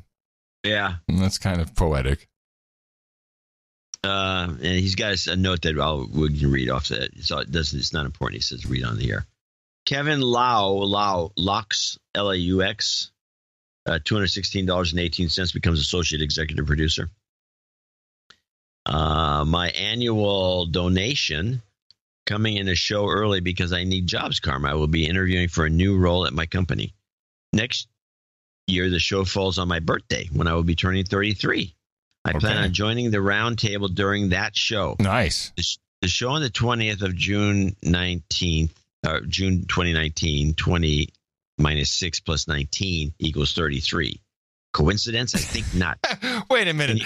He subtracted 6 and then added 19? Okay. I agree. Coincidence? I think not. Can you add me to the birthday list? Yeah, he's on. No jingles, just karma. Jobs. And jobs karma. Jobs, jobs, and jobs. Let's vote for jobs. You've got karma.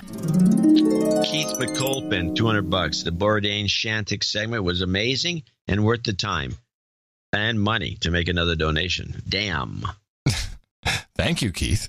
That's appreciated. Robert Umberger in Land, Pennsylvania, which may be Lancaster, but I guess not. Land. It's got to be It's got to be Lancaster. That's what I would think, yeah. but you never know. This is my second donation. It's totally worth it. Everyone who listens should support the show. I need a de-douching. Yeah, we can do that. You've been de-douched. I got to tell you, I've been around Pennsylvania quite a bit back in the radio days because they got a lot of really bad top 40 stations, and in the Lancaster area. That is one of the places in the United States that I felt most isolated. And I don't know why. Just whenever I think of Lancaster, Pennsylvania, I just remember, like, wow, where the hell am I?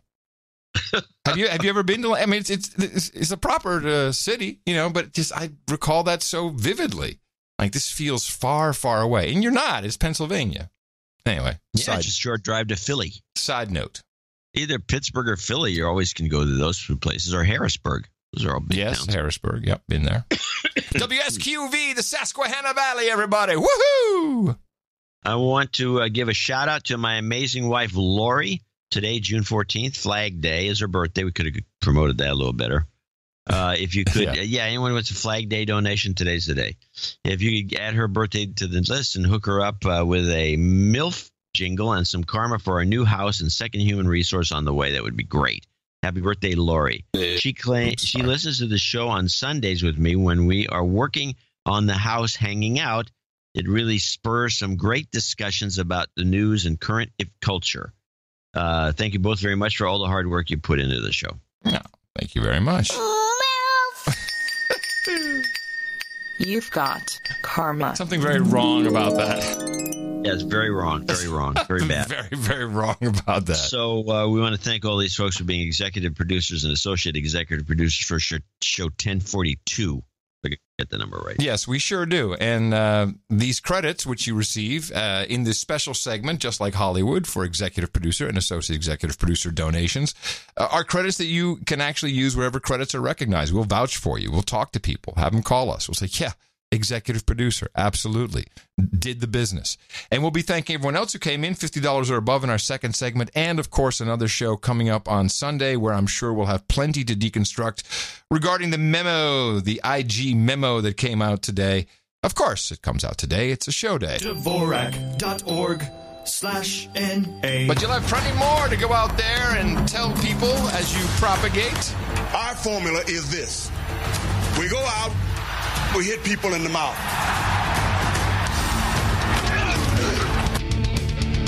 Shut up, slave. Shut up, slave. Okay, before we go on, I do, because I'm looking at Montgomery's note that he also sent on, besides the donation. Yeah. And there is a moment here I have to read. Oh. Adam mentioned one time, but he goes on, he loves the show, and he's got a couple of notes here, but he says, Adam mentioned one time they being able to turn your car off. Yes, I put this note in the show notes. Interesting you bring it up. Yeah. They already can. I repossess cars for money right now, and I've had cars that are turned off by the finance companies. It must be in their contracts. We also get cars by GPS sometimes. Again, depends on their contract with their financier. Also, we as a company drive around vehicles with plate scanners on them searching for repos.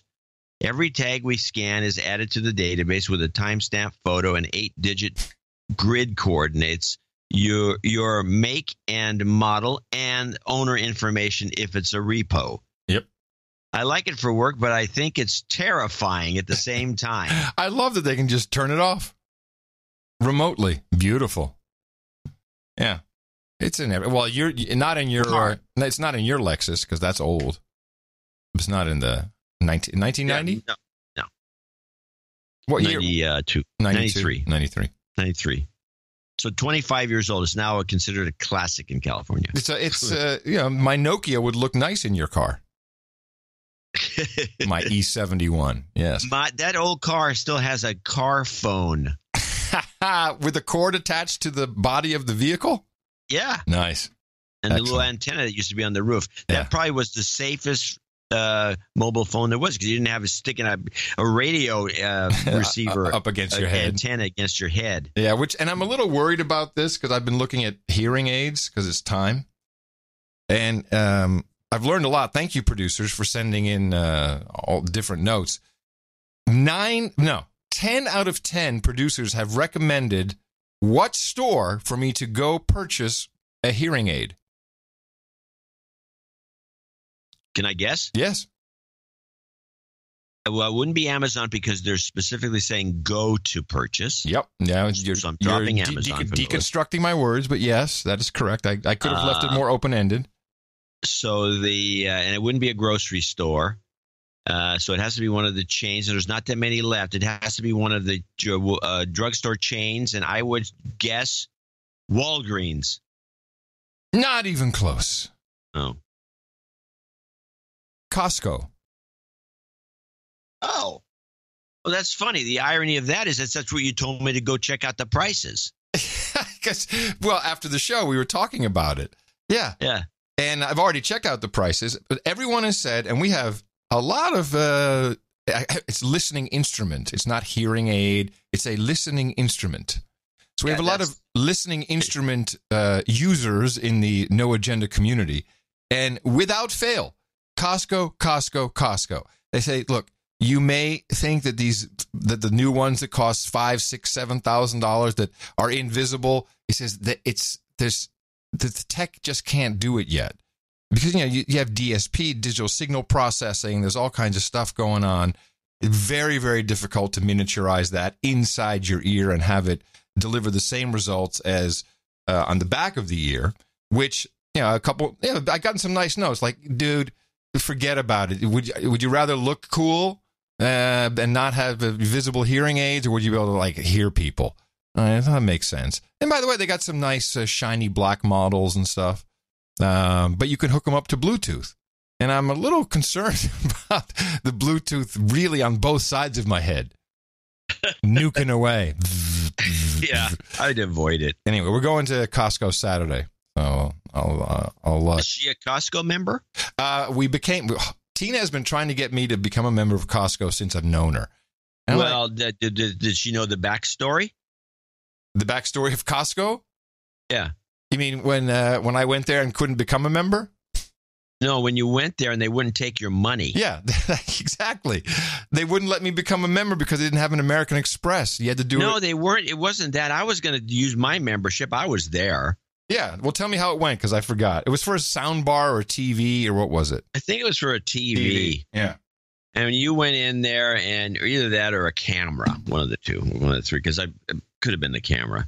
But you wanted to pay for it with a credit card, and they wouldn't take it because this is when they were American Express only. But now, of course, it's credit card only. They changed. And you didn't have cash. They would have taken a check, by the way. Yeah, I didn't And so have then that. you got all bent out of shape, and you said, I'll never go to Costco again. I hate Costco. If you even mention Costco, I'll go ballistic. Don't talk about – you went on and on. And by the way, the resemblance to how I said it is just uncanny. Perfect. Just unbelievably I'm really good. I'm a very good mimic. Yeah.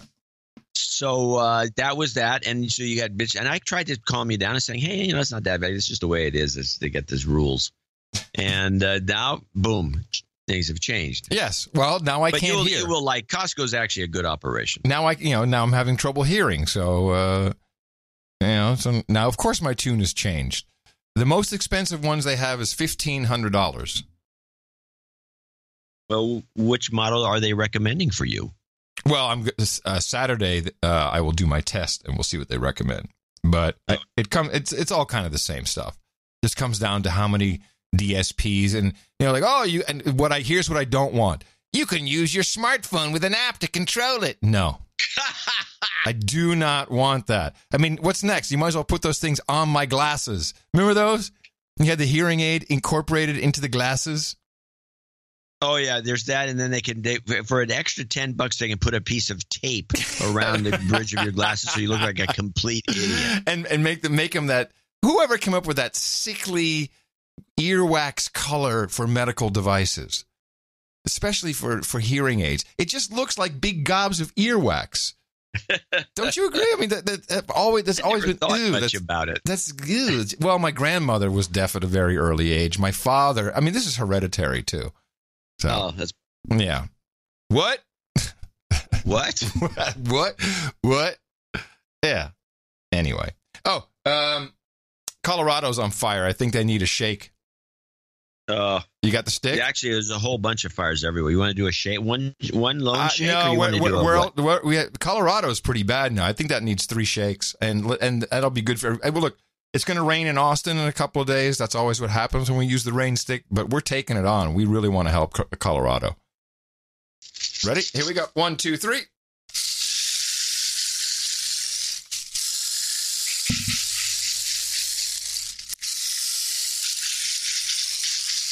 Is that your rain stick or is that a maraca? I'm shaking it. Make the little balls all fall out. Oh, you shouldn't be. You got to turn it upside down. No wonder it only rains in Austin. I flip it upside down and then I shake the little balls at the end. You should not be shaking it. It's just let gravity. I don't believe that's true. Let gravity do its work, and you should not. I've shaken it all. Sherry Osborne listens to the show, and she will send me an email. I'm no longer on Facebag, so she'll have to send me an email, and she's the one who built them. And she knows. I want to mention that you're not on Facebook. You should go back to Facebook. I'm not going to. Well, for one thing, everyone thinks that you will. But now they're just pestering my wife. So why do I have to go back to save her? Mimi should get. Oh, you should talk about this. The show should talk about this. You should talk about that. And I don't know. They're really jacked up about this Einstein story, which the more I think about it, what's the point? Who cares? Oh, because he was a racist and a xenophobe? This was a promotion to sell his book. Yeah. Hello. No one saw that on the face bag. Now do you understand why I'm not there? Come over to noagendasocial.com. It's just a browser click away. If it's so important, there's smart people there too. Yeah, go there and then pester Adam there. Nah, these networks, they have DNA of their own, and I think it's the same for the subgroups. Like, you go into a no agenda group on Facebook. It's toxic. There's poisonous people in there, and I got no time for it. I really don't. I was reading through we might as well stick with Facebook just for a second. They answered in a 270-page response to Congress, all the follow-up questions. Yes, sir. My team will get to you, and we'll tell you all about whatever. We'll answer your questions. It's quite. Are you talking about Facebook's testimony? Yes. So you have the testimony, but then you have the responses to the written questions. 454 pages. Is that big enough for you? I got some stuff though. Okay. Let me see how I can best categorize this. Let's start with device information. Facebook tracks what device you're using to access the network. To do this, it logs hardware manufacturer of your smartphone, connected television, tablet, computer, or other internet-connected devices. It tracks operating system, software versions of web browser. If you're using a smartphone, it will keep a record of the mobile carrier, while internet service providers will be storing for users using a Wi-Fi or Ethernet connection to access Facebook. In some cases, it will monitor devices that are using the same network as you. I'm not quite sure what monitor means. Facebook services inherently operate on a cross-device basis. Okay, so they're trying to make it sound good to ensure that the person's feed is correct. Facebook watches the movements of your computer mouse on screen where you're interacting with a social network. I've always said this, that as you're scrolling and you just pause for a moment on something, they know this. And if you're pausing and you're not even clicking, they know that. And here it is. Well, of course, they say this type of information can help distinguish humans from bots. Tracking the app you use to interact with Facebook helps the company learn the types of devices you favor. Keeps note of the file names in your system. Data is synced with your profile and will influence the types of advertisements you see. So they're looking at your files that you had, of course, they analyze every photo, do all kinds of recognition on it. Not just the XLF data or the XIF data, whatever it is. Is it XLIF? XLIF? No, it's that stuff. That stuff. XIM, whatever it is. They know if your browser window is in the foreground or the background, if you close it, if you have it in a tab. We collect information about how you use your products. Let me see. Time, frequency of of course, is normal stuff, just how you use it. Device connections. Connection from your smartphone, tablet, laptop, or smart TV. This is an interesting one. Monitors the signal strength of your mobile data connection. Bluetooth signals and information about nearby Wi-Fi hotspots and cell towers. You can actually track someone pretty accurately with if you have the exact battery level. If you have that data, and obviously FaceBag's app does all this. Devices that are nearby. Which means if someone, and this explains, someone comes onto my network, then we're going to get friend recommendations. But then there's, let me see, I have about 20, there's all kinds of stuff. As well as tracking purchases made from third-party websites made online, Facebook keeps an eye on your buying habits. We receive information about a person's online, offline actions and purchases from third-party data providers who have the rights to provide us with that person's information, which is pretty much everybody. So they get all kinds of third-party info. They track it. If you've bought something on a third-party site, they track that purchase. Photo shares, messages sent. So they What gives them the right to track a purchase I made someplace else? Well, it's the right that you gave to the person who you purchased the product from. They have the right, the little terms of service. And the minute you say, okay, then they sell that to FaceBag, or they exchange it. I'm not quite sure what the mechanism of what the barter is there. Facebook tracks your general usage, of course, to improve advertising and design features, date and time of your visit, the features you used, what posts, videos, other content. It does the same thing for your friends and friends of friends. Can you imagine that? 3 layers, not just +1, but +2. That's quite a lot. And I think that's going a bit far.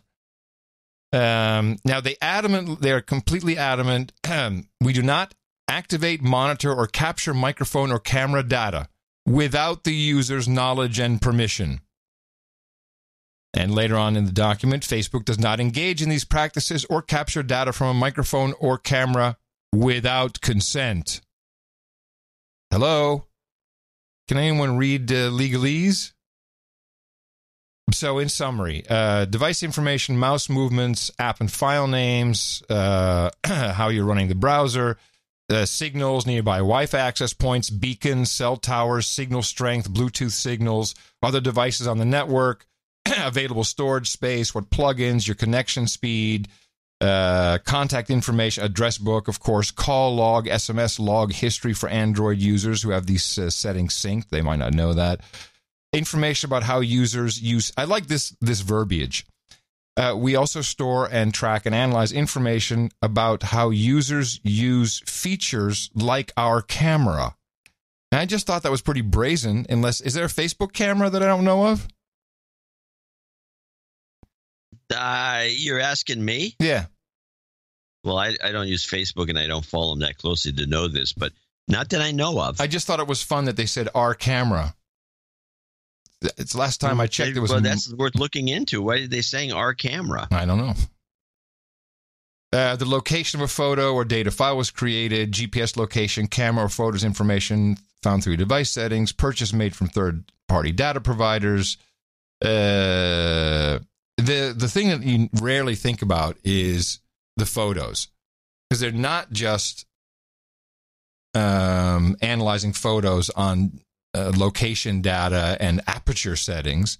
They're analyzing what's in the photo. Hey, I see a lot of dog pics. Guess what kind of ads you're going to get? I mean, you don't really think about it, but all these websites where you're uploading pictures, they can know where it is just by analyzing the background sometimes. I think that technology, I think they're always thought it was incredibly foolish for people to put personal photos on the internet. Yes.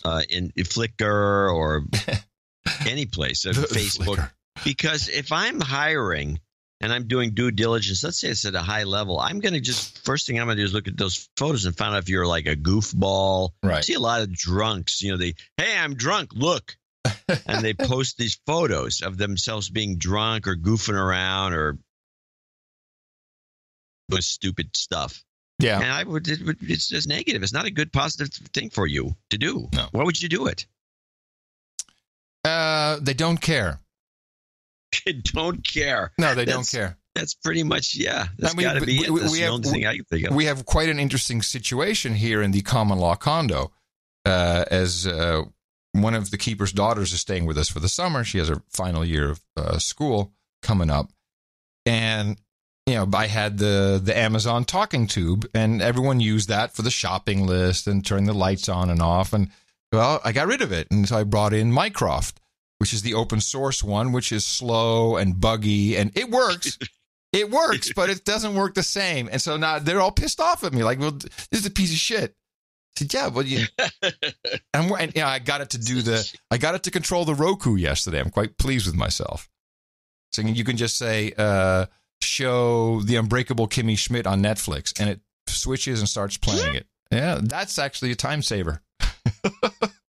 Oh, yeah, I bet it saves just unbelievable amounts of time. I mean, hours. I'm telling you, in 10 years, there'll be a lot of this, and I'm riding the wave, baby. I just don't want to ride the wave with the big corporations in Silicon Valley. I love the technology. And by the way, it's all regular expressions.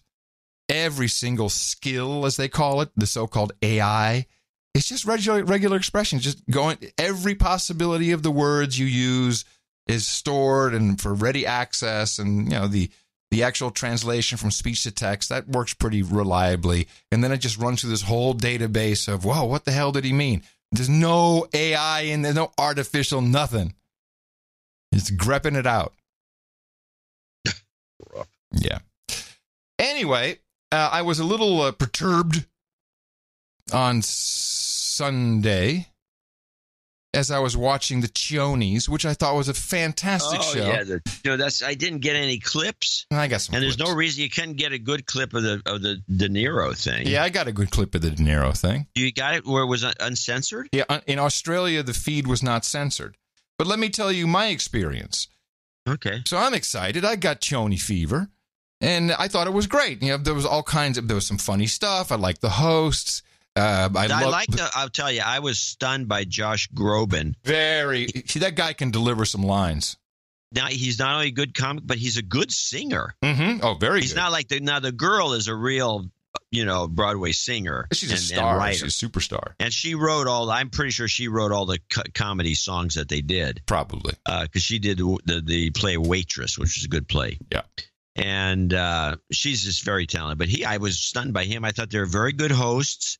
I think they covered well for De Niro. De Niro's obviously put on there for that exact purpose because he's done it before. Hold on, let's not go there first. I wanted. Okay, I I'm thought gonna let you go because I just want to say why I watched the Tonys because they really although this one was disappointing, but they usually play the best bits from the various musicals, usually the best bits. And I didn't think they did that this year. I thought it was pretty. I thought that the acts were pretty. Well, mediocre. I have not seen any of these plays or musicals. I just love me some people doing something live on stage, and I thought the direction was interesting. They used a lot of jibs from up top behind, which you normally won't see. Of course, not if you're in a theater. So they had to keep that in mind. I liked the pieces they chose. I really, and so I'm like a 5 or 10 minute delay. It's like. We didn't have to sit there immediately. Oh, it's 7 o'clock. Oh, come on, Choney fever. No, we chill. I'm recording it. So we're on delay. And then we're watching. And then all of a sudden, because Bruce Springsteen's going to show up. I'm like, this will be cool. He's going to play. And then my cable box freezes. My AT&T, what's their product? Triverse? No, Uverse. Uverse. Yeah, that's it. Which is on the fiber. It freezes, and I can't do anything. I have to reboot the box, destroying the recording. I could not see what happened. I missed all of Bruce Springsteen. And then, Tina, of course, she's hey, let me check the tweeters. She's, something happened. So when they nuked it, they nuked the box. And so that your copy is destroyed. Now, the next day, a full copy was restored on the DVR. They got a lot of capabilities that I'm not aware of in this Uverse device. So, I think within 5 minutes, I found out that this had not been censored on the feed in Australia. Here it is, if you missed it. I'm going to say one thing. Fuck Trump.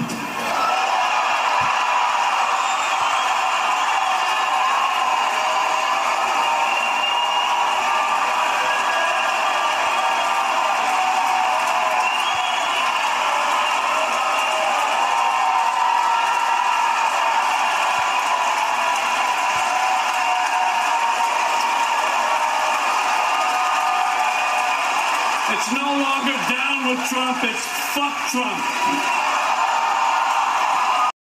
And what blew me away the most was the crowd's reaction. Yes. Yeah, I was actually surprised by the crowd's reaction. It was deplorable. I saw a few people, some women actually gasping, putting their hand to their mouth and shocked, which I think is appropriate behavior. Yeah, probably. But what made De Niro look dumb is then he was putting his arms up like he had beaten him or something. That just made him look stupid. Yeah, it was a pose from Raging Bull. Right. So it was just dumb. And to me, I don't care what he says. We know his stance on the president. It ruined the chonies. I think what it did, it kind of, maybe it did ruin the Tonys, but I was so stunned by the standing ovation he got for saying just this profanity. Yeah. That I'm thinking, as I always do when I see this, I'm thinking, here is a kind of a culture that really relies on government support. Yes. In pretty much every country. National Endowment for the Arts. Yes. They can do it on their own and be starving artists and nobody cares. But to do well, they need government support and they need the support of the public at large. Masterpiece theater. To do this, in light of that, is amazing to me. How stupid are these people? Well, De Niro's rich. He doesn't care. He doesn't care about the industry. I truly think he cares about trying to. Well, you know what? I'll do this out of order. So I think I don't know the timeline of this, if it was before or after the chonies. It was the Jimmy and Rosemary Breslin American Writer Awards in New York City. Yeah. And it's a lot of young people who were honored during this. The audio's not fantastic because it's kind of caught on an iPhone wild mic, but just listen to him. Just listen to his thinking, and he also has a nice little Trump rotation rant in here. What does the truth even mean today? I mean, if you're Donald Trump, it doesn't mean anything.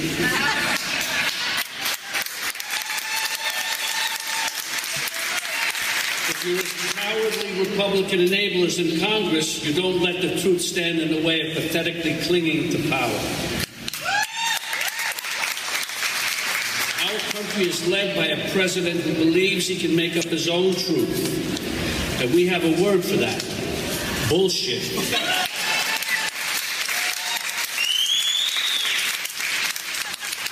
See, this is where you young writers have it all over me. You have the vocabulary to articulate precisely and eloquently. For example, you might say, as have many professionals, that Trump manifests a serious mental illness that renders him psychologically incapable of discharging duties of the President of the United States. That he's afflicted with a narcissistic personality disorder, that he's a congenital liar, a mean-spirited, soulless, immoral, amoral, abusive, con-artist son of a bitch. Motherfucker. Woo! Bobby! Well, and I say this because I'm not political, but I am now, and you guys are the future. Now listen, here we go. We're in a dangerous situation in this country. You know, with Hitler, with other despots, people didn't take them seriously. They laughed at them. And then what happened? Turned around and it was too late. We can't let that happen in this country, and you guys are the ones to do it. There you go. We got everything in there, including Hitler. I love the fact that he says I'm not political. He was a huge, massive, butthurt supporter of Hillary. Yeah, and I'm not political at all. No. Donated a lot of money to her campaign, worked on her behalf, did that one TV commercial. But he says he's not political. Really? Yeah. Well, it seems to be a meme now in Hollywood and the theater world. We can just say whatever we want now. But De Niro has lowered the bar successfully. And here is actress Norma Dumezweni. She plays Hermione, I believe, in the 18-hour Harry Potter play, which also won Hermione. See, there you go. I don't even know it's Hermione. In the 18-hour Harry Potter play, here's what she had to say. It's not 18, but it's a long play. One. It's like almost 6, I think. 6. It's 2.5 hours each play. Do they do 5? They do those 2 plays in one day? One after another? Yeah, back to back. Yeah, one thing that's back to back with intermission. Well, then I give her some grace. No wonder she's pissed. One thing that's surprising about Harry Potter is that even though it doesn't... This is variety. And you also got to listen to him. One thing that's surprising about Harry Potter is that even though it's not as overtly political, like something like Angels in America, I sort of feel like there are moments in it, there are things that happen with He Who Must Not Be Named that... He Who Must Not Be Named? Have real resonance today, particularly in America. Are you aware of that? Do you feel that? I really do believe that that's why this is resonating a lot at the moment. London, when it started, beautiful, and there was a moment we went, okay, this is the story we're telling, but now 2 to 3 years later since we've opened in London, to be here, you go, actually this story is getting deeper and deeper and deeper, and we us human beings are all fighting to be connected, but especially to be seen. If you're not seen or not heard, that's where dangerous stuff happens. That's where people under the radar do very cruel things, and that's what this play is about. And it's about bringing things into the light, letting your light shine. This is what JK has always been about, let the darkness out into the light, and that's why I'm very proud to be here telling this story right now, because as you intimated, those things are very important. Should the president come see the Harry Potter and the Cursed Child? No. Thank you. Anybody else? Yes. Yeah, this is a I saw this too, but I didn't clip it. But I'm glad you did. But I know you're always irked about sanctimonious Brits. Yeah, I was going to say, just regarding the Tony Awards, it was all British people who were winning. Yeah. But yeah, sanctimony. Get out. Show me your papers. On Broadway. Patty LuPone. Sanctimonious Brits commenting on our on our president. You can't say that stuff in your country, young lady. I don't think you can talk that way about politicians anymore. What do they call it when they de-block them or whatever the thing they do? De-notice. Talk about it. No. D-list. Not D-list, de-notice. But not de-notice. But they're working on regulations in Gitmo Nation East. If you cannot disparage politicians on social media. Yeah. So, well, it's all right. Come over here and just blast our people. That's okay. She can come on. Yeah, I'm sure the Harry Potter show is great. Patty LuPone. LuPone? Oh, Patty LuPone. She has been a Trump hater forever. Tell me about she's a Choney winner, Patty LuPone. What does she play? She's a Broadway hack. She's been there. She's old. She's been doing plays since the 30s. I don't know how old she is, but she's very famous. She's one of the 30s. She's been one of the kind of the grand old ladies of Broadway. Oh, okay. So she's almost like royalty of Broadway. Yes, royalty is the word I was looking for. She's a royalty of Broadway. She's royalty of Broadway. Okay, well, that explains the clip. Why should President Trump come see your show? Well, I hope he doesn't, because I won't perform if he does. Really? Really. Tell me why. Because I hate the motherfucker. How's that? Royalty, I tell you. Royalty. Yeah, royalty. Yeah, that's Patty LuPone. Hello. She really says that in a very harsh... that's one of the best MFs I've heard. Yeah, she really dislikes him for reasons that have never been explained. I wish people would explain their reason for this. That is visceral hate. Let me just play that one bit again. Why won't that play? Because I hate the motherfucker. How's that? Damn, she really says that in a harsh way. And she also says it to the point where she hates the guy she's now talking to. You know, it's almost like, Yeah, exactly. She's just broadcasting this deep hate, which makes you wonder, as an artist, as a performer, to be living in this world of that kind of unbelievable hate. How does that improve your acting skills? No, well, that's part of the process. You can use it. Speaking of, new show alert. Barry on HBO. Barry? Yeah. It's a story about... B-U-R-Y? No, B-A-R-R-Y, Barry. Okay. The guy's name is Barry. And it's a series, and we just finished it last night. And it's a good actor. I forget his name. You'll recognize him. But the premise is he's a hitman from Pennsylvania, and somehow he winds up doing a big hit in Los Angeles, and then he decides to become an actor while he's kind of still killing people. Oh. It's pretty funny. Chuck Barris. Chuck Barris, who was a $64,000 question? The Gong Show. He was the CIA guy, wasn't he? Well, that's what he says. Oh, okay. He was a hitman. He was a CIA hitman. He was a hitman. Yeah. Fantastic. I love that. That's great. There was a movie about it. It was pretty funny. So, okay, well, let's move on to I got a little side bit here. Mm-hmm. And this is one of these things. I'm watching this very good special on nature on moths. Oh. And apparently, moths are food. Bats love eating moths, and so they've. We don't have a lot of moths in Austin. I bet you don't. But a lot of moths have bred themselves or kind of evolved into mimicking the bat sound to scramble the bat's radar. Oh, really? I thought. Yeah, that's some evolution for you right there. Yeah, but the thing that came up in this special was a piece of information that I think I've been misled. There's these things you get told all your life, and then you find out it's bull crap. Oh, like if you have an oak closet, the moths won't go in. Cedar, that's what it was. Cedar. Yeah. But what I heard was that moths and butterflies are two different species. No. Huh. Butterflies are moths. No. Extraordinary breakthrough. Using DNA sequencing, he is tracing the genetic origin of all the butterflies we've identified.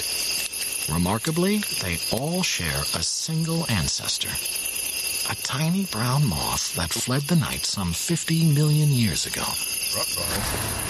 Driven, perhaps, by the rise of bats, relentlessly hunting the dark skies. In a world full of light, moths burst into color. We call these daytime flyers butterflies, but they are really some 20,000 species of colorful moths that have spread across every continent except Antarctica. Wow. Life-saving tips on the No Agenda Show. Just one of those little galling factoids. Huh. But anyway, there's a thing, because I think a lot of people have been misled, and there it is. Take that clip, and you can use it as a bar bet. Keep it on your phone. Does that really work for you? Oh, yeah. I make tons of money doing this stuff. Hey, I would like, if possible, hold on a second. Gentlemen, we can rebuild him. We have the technology. We have the capability to make him better than he was before. And barely alive. Yes, I'd like to have a little update on your bionic eye. Oh, yeah. How's it going with the new Well, lens? the focus is improving. So it hasn't been a full week yet. It's still a little blurry in my taste. Yeah. But I'll tell you this. Let me guess. You have X-ray vision now. There's a joke. Yeah, there's actually some funny humor to that. Well, are you going to let us in on the joke or not? No, it's too insulting to someone that would not appreciate it. Okay. Anyway, the problem that once you get your cataract fixed and you get a new lens, it is so bright. You have to wear sunglasses outside. You really do. I mean, you can't not wear them. So, but that's because now your other eye is still all murky and gunky, and that one now needs to be replaced. Murky and gunky. It's just these lenses. Over time they start cutting out the light to the point where when you're older, you only get 75% of the light in. Oh no. And so when you put the new lens, even with the other eye being a little pretty not as bright, everything is extremely bright. And then I go I'm now in my own house, and I'm like Mimi says, she says, we've always felt that this house is too bright because I have all lights. I got lights, lighting up the dining room. You were a mole man. You were living in your cave.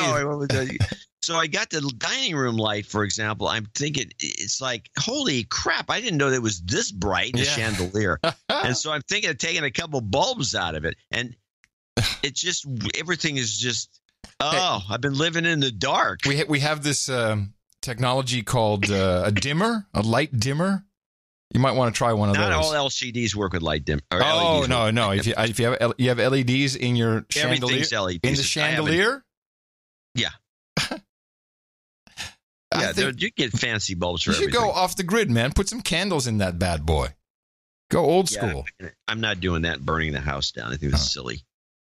Since we're talking about this, this brings me to this. I got these two bulbs here. I want to give some people some LED bulb buying tips. Now, before you even go there, we know that there is an incredible cartel of light bulb manufacturers that started years ago, and they all got together as Osram and Philips and GE, and they said, hey, you know what? We're going to say 1,000 hours on the bulbs, and they'll go 1,000 hours, maybe 1,001, and they'll pop and they have to buy us a new one, and no one's going to let anyone in on the big secret that there's a light bulb that has been burning for over 100 years in a firehouse in San Francisco. No, it's either Pleasanton or California. East Bay. I knew I should have said California. It's in the East Bay. For more than 100 years, the light bulb, filament light bulb's been burning because there's no reason. This is planned obsolescence. Go. Yeah. Well, that's not the case with these LEDs. These LED bulbs, and by the way, there's those fluorescent fluorescent bulbs. Those things, that was the big scam. I mean, I got rid of almost all of them. They didn't last as long as they're supposed to. They burn out. They get dull. They start losing their light. They're just terrible. It was this unbelievable scam and I would blame the Democrats for this because energy. Yeah, and they gave us Can't those. use their old bulbs. They gave us those the CFL bulbs that threw off CFL radioactive energy and and they buzz and they sputter. Oh, they're the worst. But the LED bulbs seem to be okay. And I got my bulb tips. A couple of things. And this is particularly true if you have a cataract surgery. You want to have tungsten or sometimes called soft or tungsten. You want the Kelvin to be below 3,000. Most of the good ones that I use are 2,700 Kelvin, and they're perfect. They got the right color. They got a real believable glow. You go to the ones called daylight, and their Kelvin gets up to like 5,000. Anyone who knows photography knows what this is about. They're so blue and creepy that, they're okay during the day because they do apparently reflect daylight, but at night they're just horrible. Do not buy those bulbs ever. And I learned, by the way, at NAB, which is kind of an interesting little factoid for the broadcasters out there, that typically, because everyone's moving to LED stage lighting now, because it has all these advantages. Mainly, you can control the color radiance and everything. You can do all kinds of stuff, and it's not hot. Yep, that's the best part. So it keeps the studio cool. But it turns out, I talked to a guy that sells this stuff. He says that the TV guys all buy the daylight 5,000 Kelvin bulbs for their shows. So when you're looking at TV, you're looking at 5,000 Kelvin, which changes the color balance dramatically. And all the movie guys use the tungsten Kelvin, 27, 3,000, 3,500 right. maybe. Well, that's what they need for film. Yeah. Just a tip. Now, the other tip that's not just a tip, John. Another fantastic no agenda tip is what that is. Yes. Now, the other thing is I recommend people you want to get at least 100 lumens per watt minimum. If you can get more than that, it's good. They can do up to, I think, 300 lumens per watt with the experimental LEDs. You're not going to find them on the market. You're going to find some 100 lumens. I like the Tiwin, Tiwin, which you can get from Amazon. And then for more powerful bulbs, I like the XM Prim, which, by the way, have more than 100 lumens per watt. And you don't want to buy the 90 lumens, 80 lumens per watt. It's just a waste of money. So that's the other key you want to make sure to look for. If you don't have at least 100 per watt, don't buy, at least 100 lumens per watt. Do not buy the bulb. So here's a question. What do I want to get for my grow operation?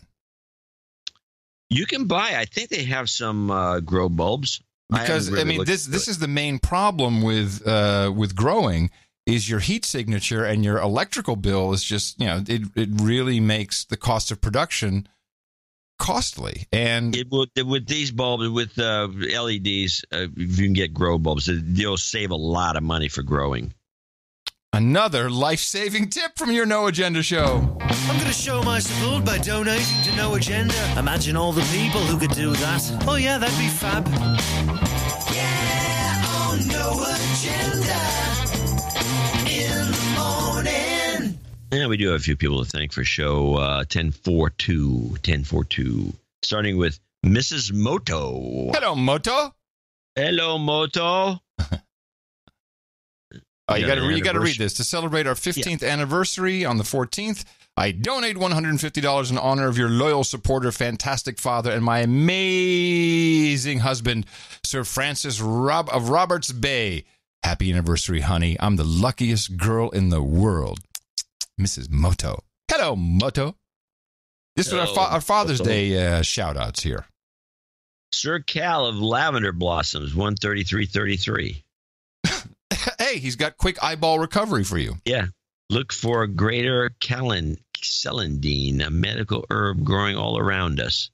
Crush the stems and rub the yellow juice into your eyelids. Onto you. It doesn't say into. It says onto your eyelids. Instant relief. Well, it gets rid of warts, Adam, it says. Do I have warts? What has Adam got warts? Not that I know of. Okay. Thanks for the tip. Esther O'Neill, $100. She's also enlightened about something, just about the show, I guess. Yeah. Sir Chris Gray of the Isle of Wight came in with $88.88 from Covington, Louisiana. Hold on, just a question about Esther, because she says, well, actually, I want to read the whole note. She's in Hong Kong. Thank you for enlightening my knowledge, even though I do not agree with some of your opinions, but I respect yours. I'm sorry it took me a while to make this donation. Please pass karma back to me. God bless, Julie. I'm just trying to figure out, is this Julie or Esther? Well, we thank you regardless. It says Esther, but it signs Julie. Okay. Well, God bless. Back at you. Julie Esther. Thank you very much. Julie Esther. Julie Esther.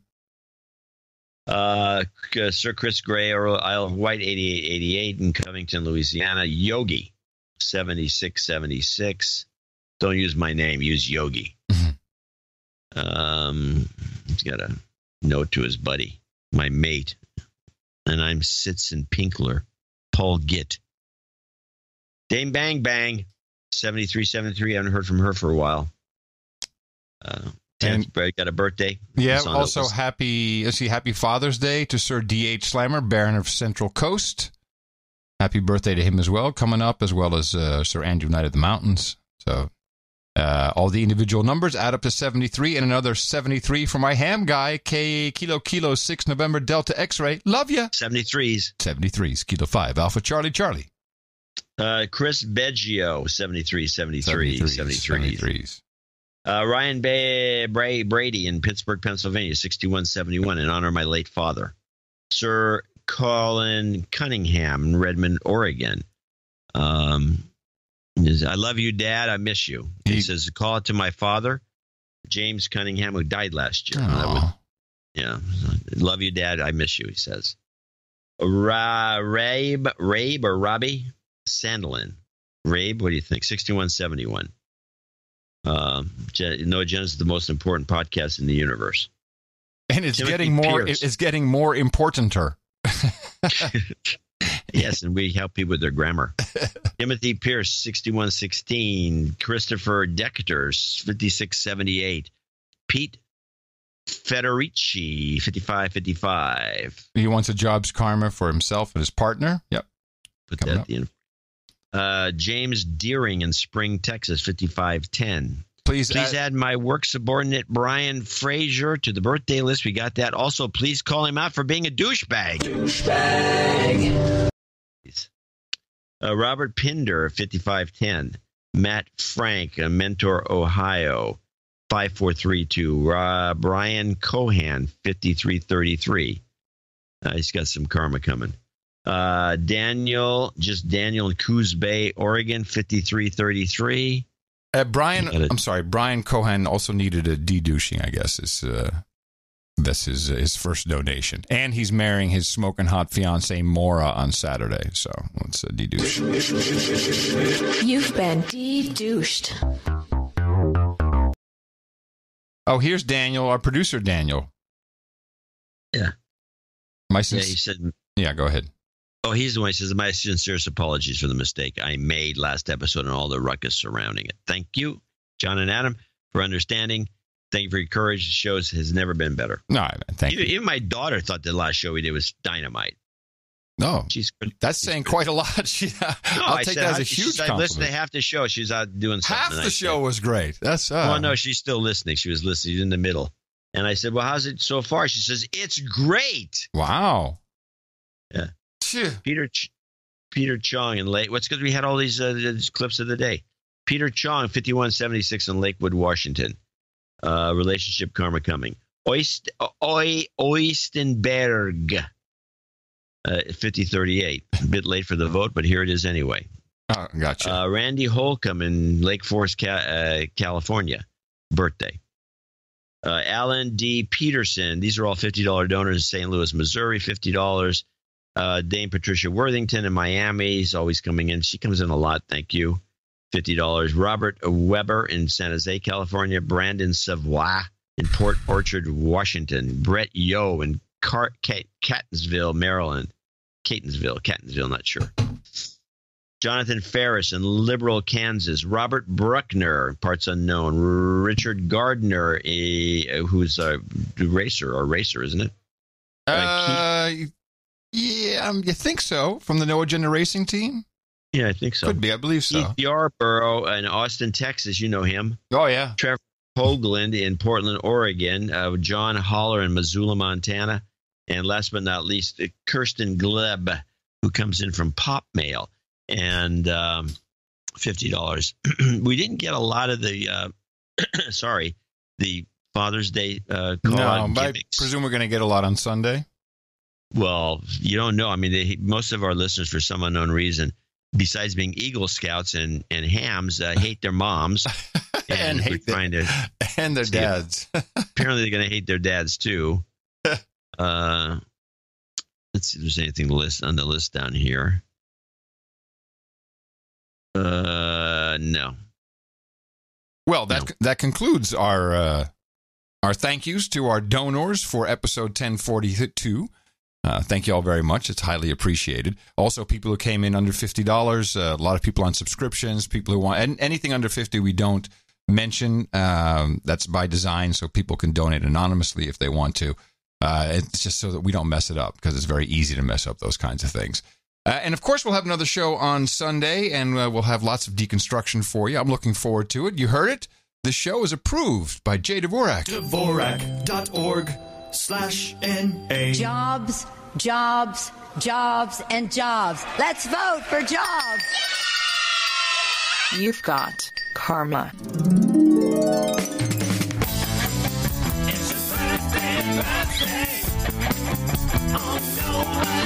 And here is your birthday list for today, June 14th, in the year of our Lord 2018. Kevin Lowe, relax, 33 on the 20th. Robert Umberger says happy birthday to his amazing wife, Lori. She celebrates today. Dame Bang Bang says happy birthday to Sir Andrew King of the Mountains. He turns 10 today. James Deering congratulates Brian Fraser, also celebrating today. And Randy Holcomb celebrates his birthday. We congratulate all of you from the whole staff and management at the best podcast in the universe. Just as a little aside, podcast ad revenues hit $314 million in 2017. Jeez, it's hardly anything. It's nothing. It's really low. Yeah, well, I think it's a money loser for most people. Probably. Now, we're talking about the media, jumping all over Trump and making a fuss about one thing or another. There was a clip from the G7 from the reports. Yeah. That came out on, I moved this to the show. This was on ABC. Mm-hmm. And when I heard this, I think if it was anybody else, if it was Obama or anyone else, they would have called this this was, I believe, interpret what you're going to hear as a threat to his life. Relations are also strained with French President Emmanuel Macron, who Trump recently hosted at the White House. Now, Macron suggests he may be ready to give up on Trump, tweeting, "The American president may not mind being isolated, but neither do we mind signing a 6-country agreement if need be." Later adding, "No leader is eternal." No, isn't that a death threat? No. He's saying, you can only go 8 years, bro. That's what he's saying. Well, I can see the media and under any other circumstances interpreting it as a death threat. Yes. I'm surprised the alt-right is not all over it. Yeah, I'm the only one who caught it. What is wrong with all of us? Yeah, exactly. What's wrong with these people? So net neutrality expired. Okay, let's play the bad mergers clip because I'm sure this is part of it. No, not necessarily. But today, a big story. Comcast made a $65 billion all-cash offer for some of the assets of 21st Century Fox. That bid is nearly 20% higher than an all-stock proposal for the same Fox assets that Disney made last December. Question now is, will Disney try to top Comcast's offer? And this brewing battle occurs just as traditional media companies are trying to better compete with the likes of a Netflix. As we told you, Comcast was expected to make this offer if AT&T's proposal to take over Time Warner was approved. And as we reported, a federal judge cleared the way for that deal yesterday. Now, This was corruption at some level. There's no way. Anyway. I want your comment on this. I just want to say that this folds into net neutrality, and we're going to explain once again what our stance is on that. But this does have to do with it. I agree. And the whole idea is, will you have too much pipe and too much content? Am I correct? There's that issue. I don't see why they're so preoccupied with Netflix. It's not as though they can't do this. Now, of course, this opens the door for every stupid thing coming down the pipe, which includes T-Mobile merging with Sprint, which is going to happen. Yep. And there was another couple of these things floating around. They're all going to happen because of this. This was a monster. It should have been stopped. What is wrong with these judges and antitrust? I mean, there's got to be something else going on. There's no reason you would allow this. Comcast, which already owns Universal, now they own another studio, and they own the cable networks, and they own NBC. I mean, it's like this. It's ridiculous. I have a different hunch about all this, and I think that this is going to be the death of AT&T.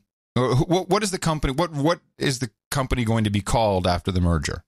Warner AT&T. It's going to be called AT&T. Okay, I know where you're going with this.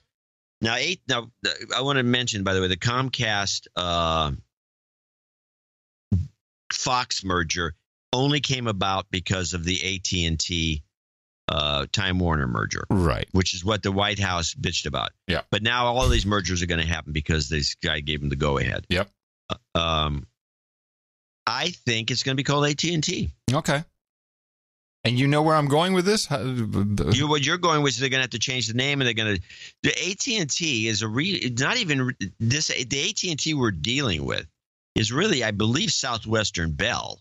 Yes, originally, yeah. The original AT&T is defunct. Yeah. And these guys kind of this aggressive local regional phone co. We're buying up everybody. They bought Pacific Bell. Yeah, they bought everything up. They bought it all up. Yep. They bought it all up, the whole country, and then they bought the remnants of AT&T.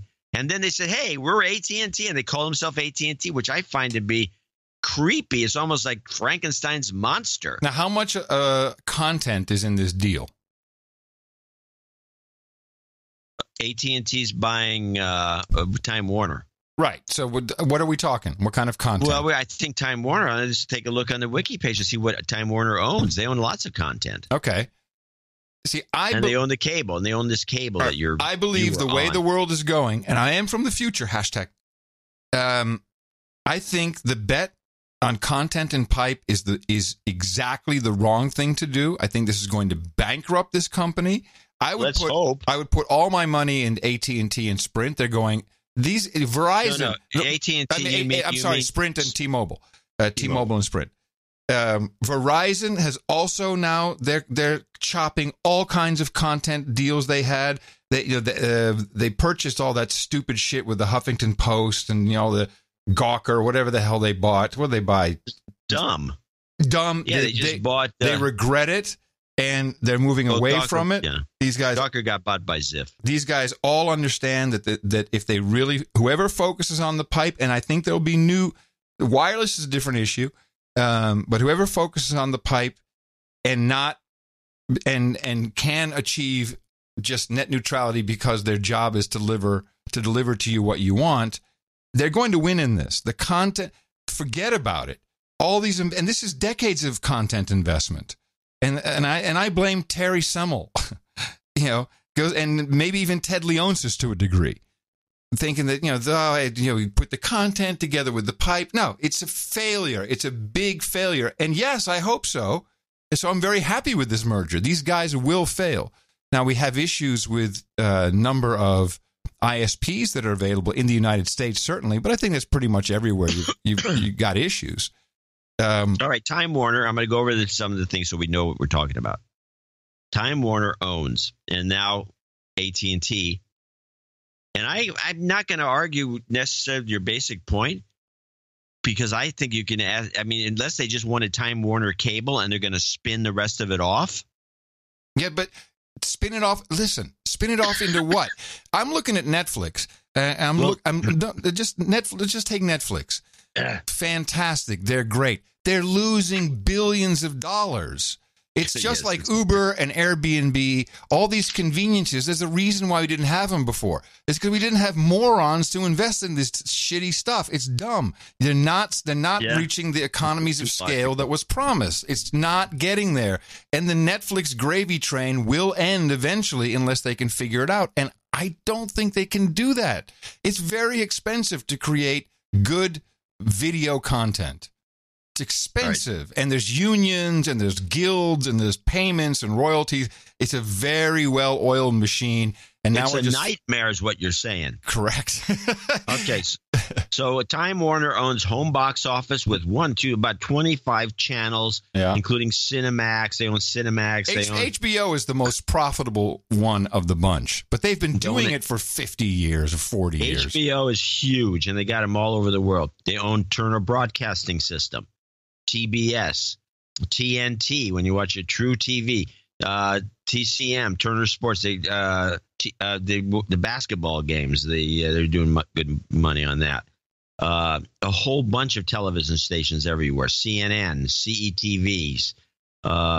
They own Warner Brothers Entertainment, DC stuff, which is, I guess now they still own DC. So they own the movie franchises for DC's lousy comic book movies. Warner Brothers Studios in Levingston, England, and in Tours. All right, we get it. Wait, go on. Warner Brothers TV Group, which is a tonnage of stuff. Warner Brothers Home Entertainment Group.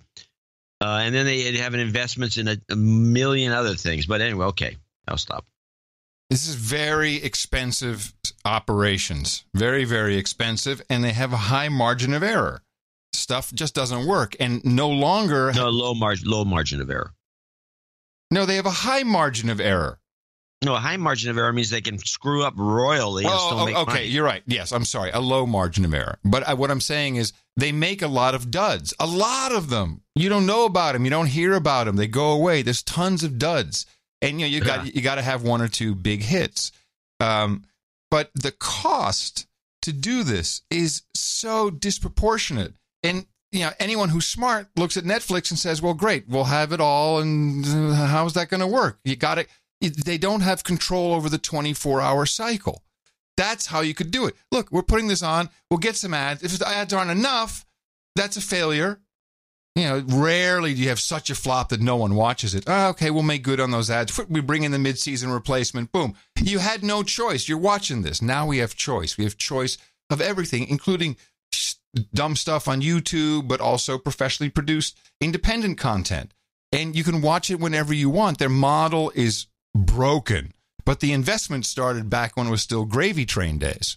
So this comes into net neutrality because this is exactly what it's about. The argument is mainly from Facebook and Google and Twitter, and it used to be from Netflix, but they're smart. They cut their deals with all the ISPs directly. YouTube. Yeah, well, Google.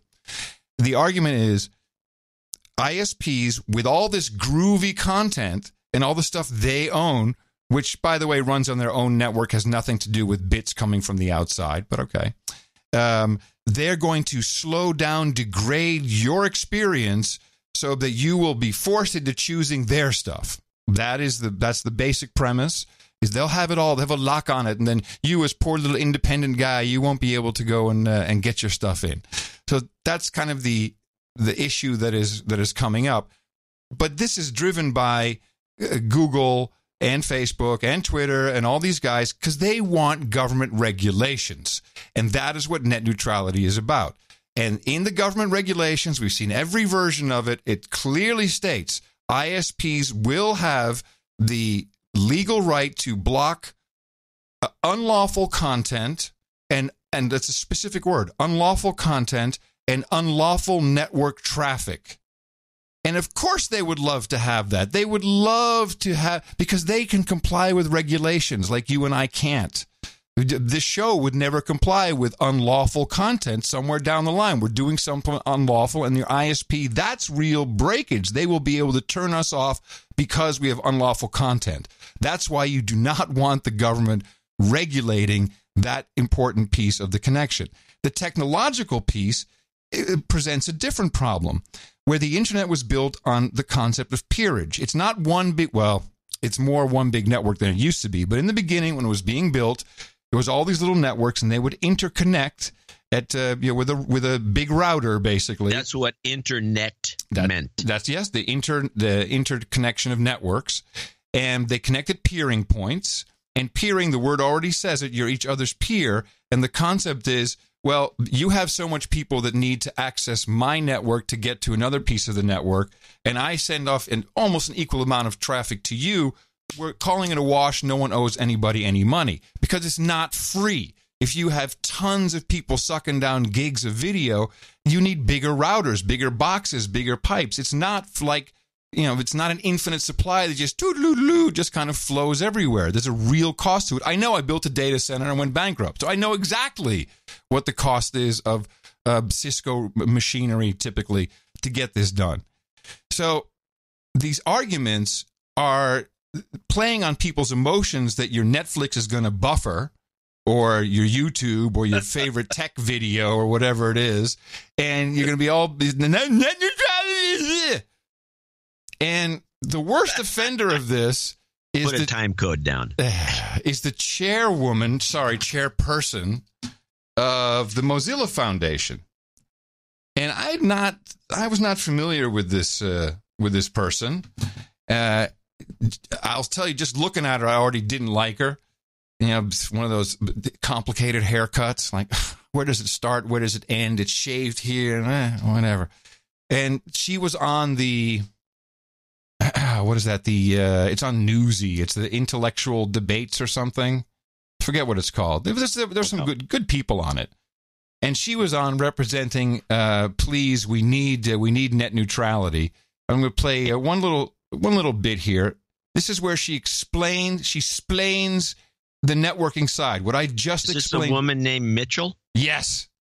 That's Mitchell the one. Baker. Yeah. Did you see her hair? She looks very haughty. Whatever that means. The hairdo is complicated. Haughty, not hot. Yeah, I know.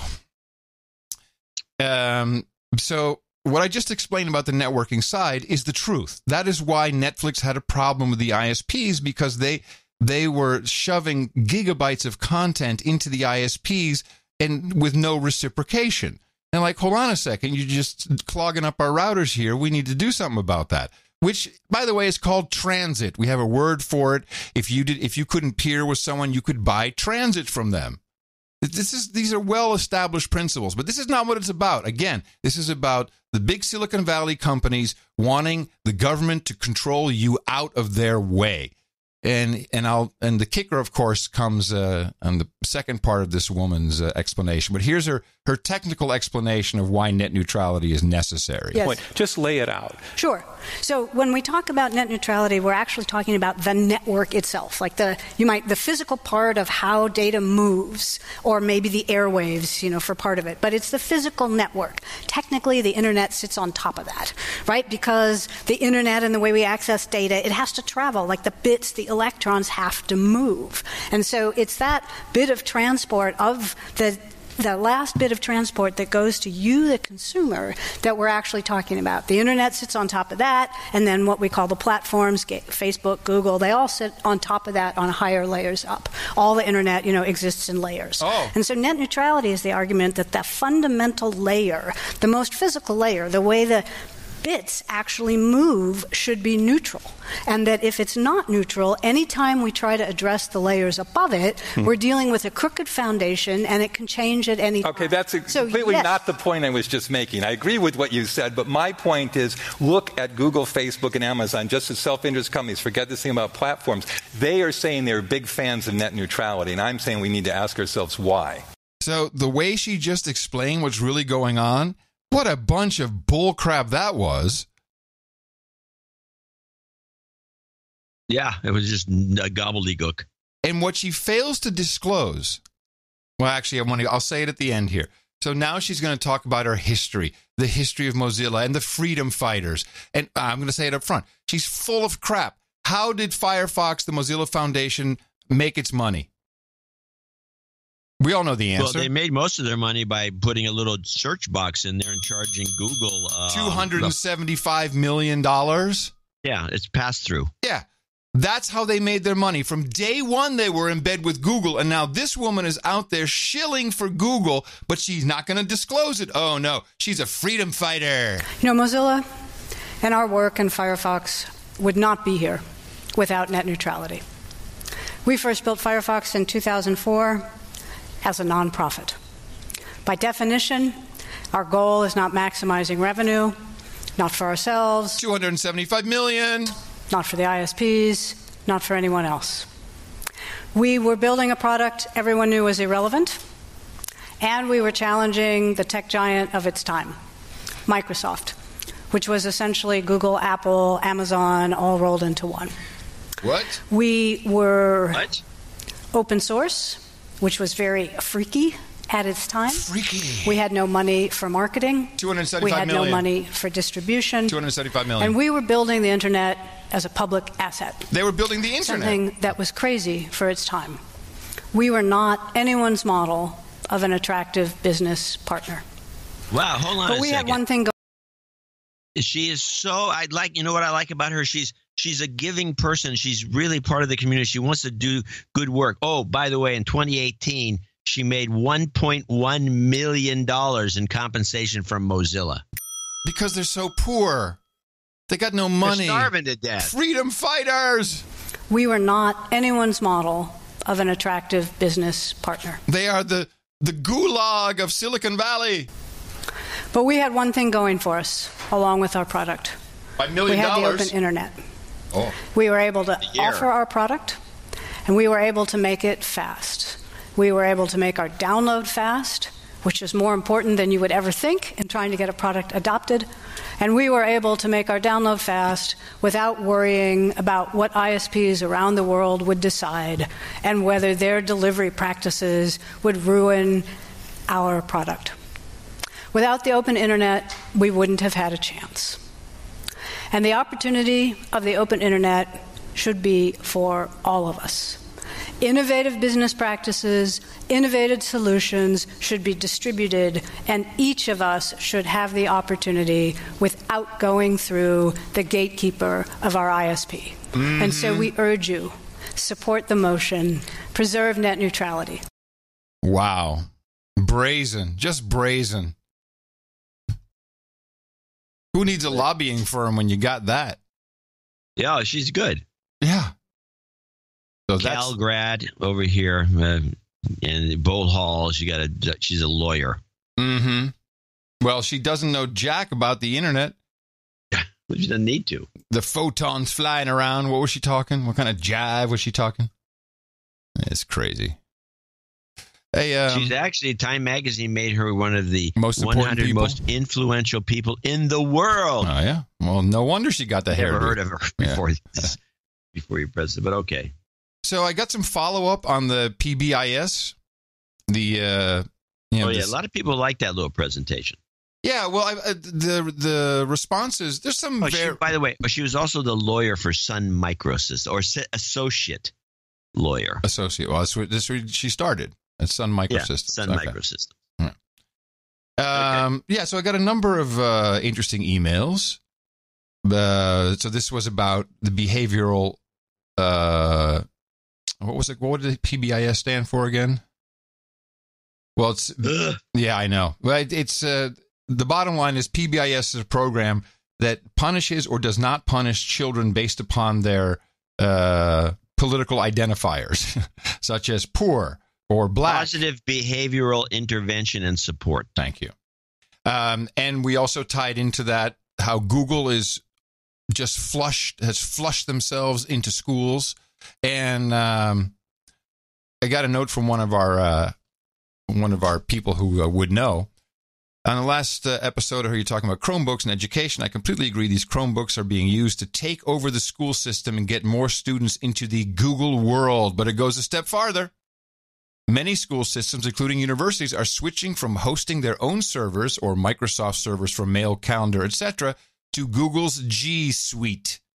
Sure, it's great for IT since everything is Google managed, but like you said, make Google slaves from a very young age. This is troublesome. I know many nonprofits who use the G Suite. I think that's wow, what a single point of failure. They use cloud and all this stuff. If Google just decides that you're on the Southern Poverty Law Center's list or something, and then we're not going to serve you, boom, done, everything's gone. Your company is gone overnight in a second. Yeah, it would be gone overnight. Always a bad idea. Yeah. Now, I think that's quite frightening that people are all in on Google like that. And who's to say they're not looking at, there could be all kinds of stuff going on. Apple, our producer says, Apple does not have educational products. Our new 6th gen iPad with pencil support is very cheap and targeted right at the education market. We have some apps like Classroom, which make it very easy to manage students' iPads while in the classroom, and even has a sign-in mode on the iPads if the school doesn't want to do a one-to-one program, although Google makes it very hard when they just throw free stuff at schools with the intent to harvest all the data they can from students. Because of Apple's stance on privacy, it makes it more difficult to give away free stuff to schools. Like I said, we're marketing our 6th gen iPad towards K-12. Our keynote for it was even at a school in Chicago, and we worked with Logitech to make a cheaper and more durable stylus called the Crayon that uses the same technology as the pencil. So Apple is definitely in education. They're trying, but then I guess it's tough for them, and I can see why. They dropped the ball. Yeah, Google has the right idea. They got a cheap product. Apple always wanted to sell. I don't think they were giving away. They always wanted to sell. From Sir Ryan, checking in from Colorado. Not only am I a middle school teacher, thank you for your courage, but I also have a master's degree in curriculum development and a master's in educational leadership. Oh, man. You should do a podcast. Through my work, I have led school-wide and district-wide PBIS teams for several years now. Hey, John, this is straight from the horse's mouth. This is good news. Are you still there? Yeah. All right. I can tell you that all schools must hold something called a manifesting meeting, which considers if a student's misbehavior is caused by a student's disability, which all students basically have, he says.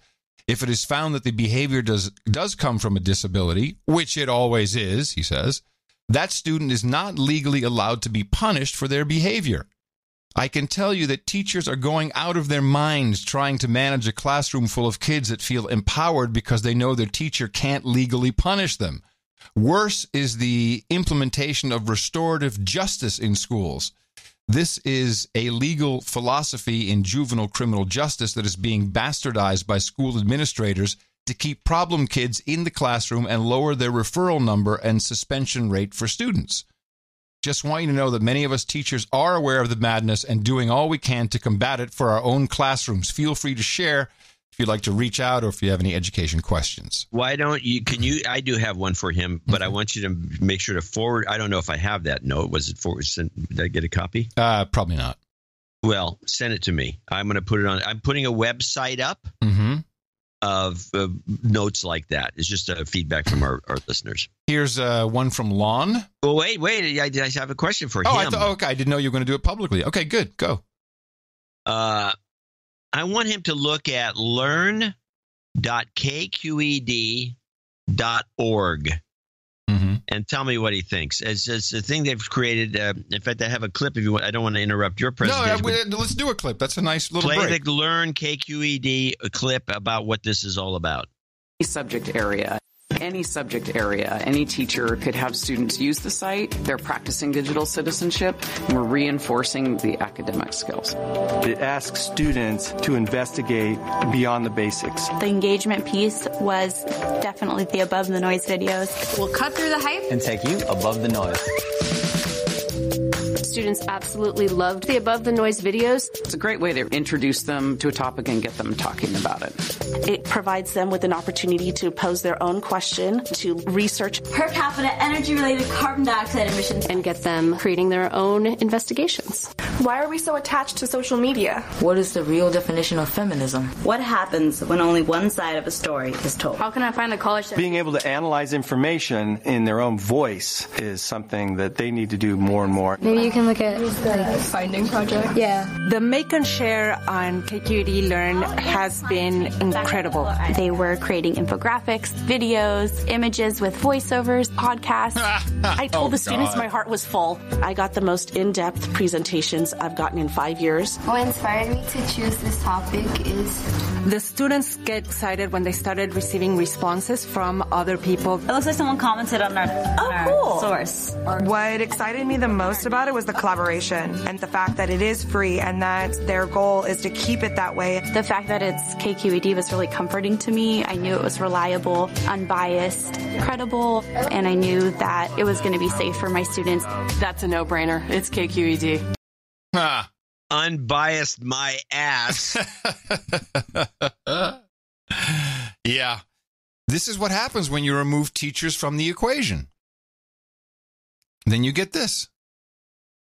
And I think I have a decent analogy from Johnny B. Now, the analogy here is basically turning over education to whoever makes the learning materials that the kids are doing on their iPads and the computers. And it sounded like they were doing YouTube videos on a Sosh Net. I don't know what the hell that was about. And you made a pretty good argument on the previous episode that nothing goes above a human being trying to teach you something. Nothing. And here's the analogy. Johnny B says, I worked for Radio Shack for a decade, between 99 and 09. When I first started working there, you had a stack of books on various subjects, all related to the stock in the store. In your first 90 days, you were required to read the books and take a Scantron read multiple choice test.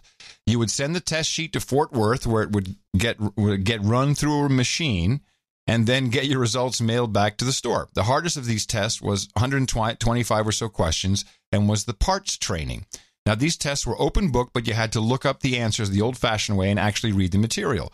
Sometime around 2003, 2004, they scrapped testing this way and went with a super dumbed-down computer-based training, so dumbed down that when you got to the Q&A part, they would give you the right answer. You could immediately retake the test and pass. They scrapped the parts test, the computer knowledge test, and the AV test. Prior to computer training, the people who wanted to sell everything they could had the tools to make them and Radio Shack successful. This is one of the many mistakes that made Radio Shack go under. Some asshole managers, which was a lot of them, complained about having to fire people who didn't complete the required training because it was too hard. And instead of having knowledgeable salespeople, they had clerks that couldn't help out the customer who needed problem solved. It's around the same time they scrapped, you've got questions, we've got answers. And I remember that because we pitched Radio Shack with my first company. And we had a whole pitch based on we've got answers. We had answers.com, I think. We had the whole pitch, and they went, yeah, we're dropping that. It was not a great pitch. If they're going to do this shit to my kids in school, my son starts kindergarten next year, I might go the way of Dvorak and homeschool. Just thought you might want an example of shit computer training that played out to the detriment of a retail chain that was 100 years old when it fell. And I think that's a great analogy. It's fantastic. I want that letter too. Send it to me. Oh, man. I know it's so much work. It's really not. And then just one more on PBIS. Yeah, definitely. This is Lon. This is like a new theme. This is our second half of 2018 theme. Yeah. I'm sensing. All right, yeah, could be. It's feeling good. This is Lon. Gives me a little background info. PBIS. I think he's more in favor of it than some others. PBIS is a set of tools for schools and teachers to provide behavioral support to kids based on their needs. It partly came into being because of federal and state laws require every kid to receive an equal education. And every is capitalized, so I guess every kid, even the ones that have behavioral issues. So schools are including kids at all stages of development, from typical to those with severe behavioral issues in the same environment. This causes schools to hire psychologists, behavioral staff, and PBIS grew out of the need to have some structure for these new aspects of the educational system. In the past, most of the challenging kids were relegated to state institutions, special schools, or worse. We are seeing parents, teachers, and professionals clash over how all kids are educated, interacting, and resources of school are spent. It is very ugly on the front lines, with kids caught in the middle of adults signaling superior parenting privilege. I see this side of the argument too. But it sounds to me like teachers and educators in general, in the whole system, they're getting a real raw deal out of whatever this privileged PC society is delivering to us. Oh, it's terrible, but it's part of the bigger debate. It's the conservatives versus the liberals, and it's and we've talked about this before. This is the two words that define each side. The conservatives are for liberty and freedom, and the liberals are for justice and equality. And this stems from the equality part of the liberal side of the arguments, and because it's just permeating society. It's a huge plague. This is one of the reasons Trump got in, because people sense there's something wrong with this sort of thing. Even though, but I think you just put your fingers on it. You really, that was good. You really explained it in one paragraph. Yes, I did think so. I have it since you're done with that. One more note. This is a quickie from Ryan, and it's more of the same kind of, but said a different way. Adam and John, I'm a high school teacher at a PBIS school. Bless you guys. Bless all of you for being that just from the get-go. Bless you. From my experience, programs such as this are only minimally implemented because of the system's, mostly the teachers, resistance to change.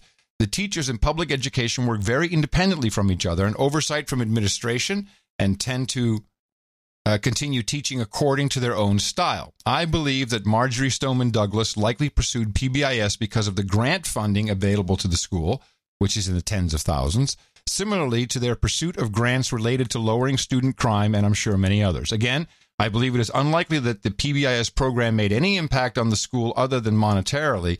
As for teaching students how to behave, this is a major problem, all caps. Teachers like to do that. With many parents completely dropping the ball. It is hard enough teaching them almost anything when there is no pressure from the kids from home, let alone how to behave at school. Love the show, Ryan.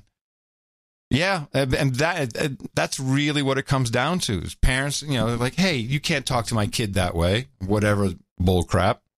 And the teachers have no power. Powerless. Well, that's been getting worse. They probably, I don't know. Well, I have no idea how this is going to resolve itself. Homeschooling. Well, but they're resisting that. I mean, they're trying to make most states, they make it illegal. Isn't that great? Yeah. Yeah, I don't know. But you're right. You said this is the reason for Trump. So, yeah, people know something's up. Yeah, and they want somebody to stop it, and he seemed to be a guy who at least talked a good game. He's talking the game, for sure. All right, you got one more thing to get us out of here? Because we're running late. Oh, you know what? I almost forgot. Where is it? I'm not doing it right. This is what I should do. Excuse me, Adam, but you've got a plane to catch. I finally got my guy. Actually, I got two guys. Mr. Adam Curry. You've got a plane to catch, Mr. Curry, now!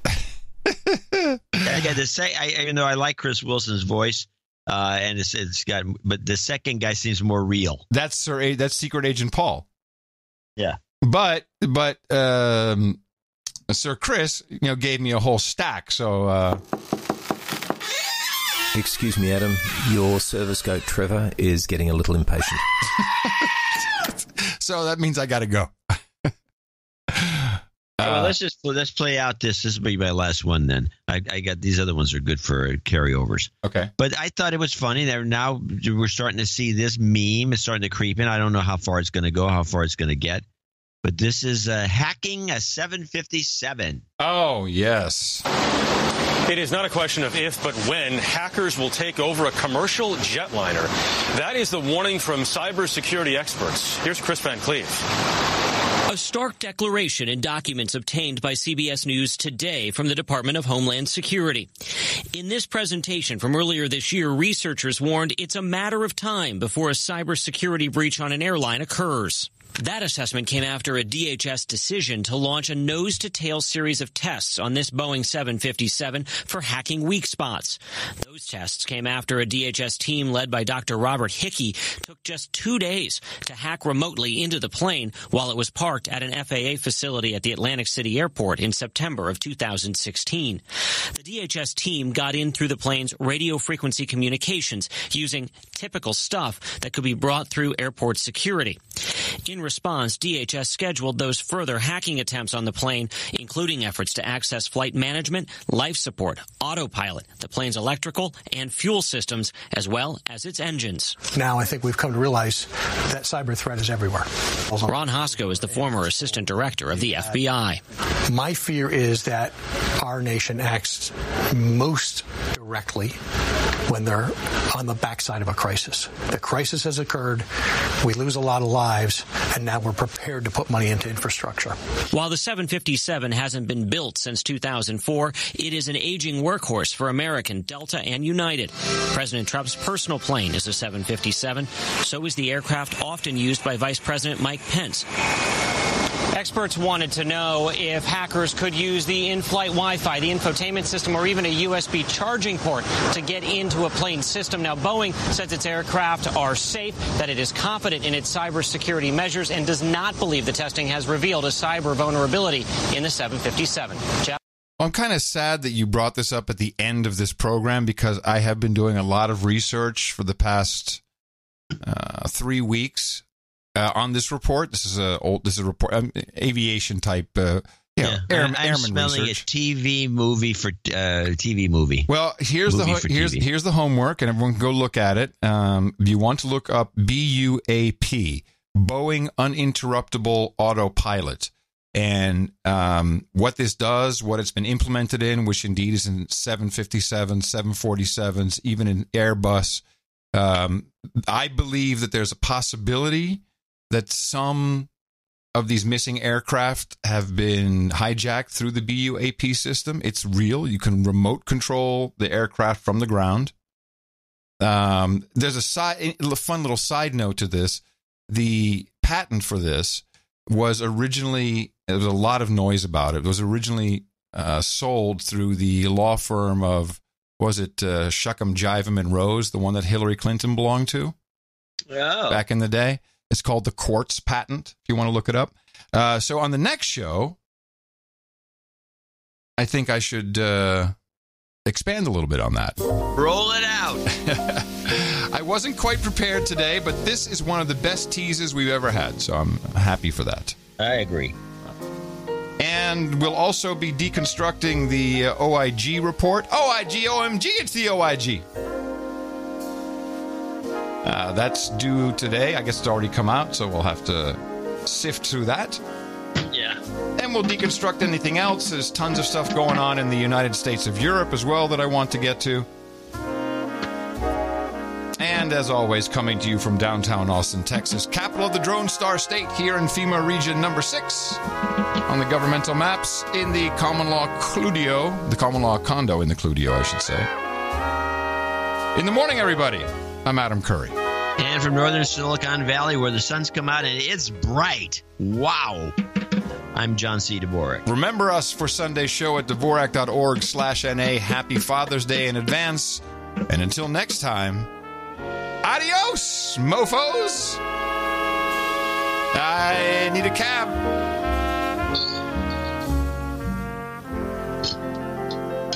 Well, you're not getting one.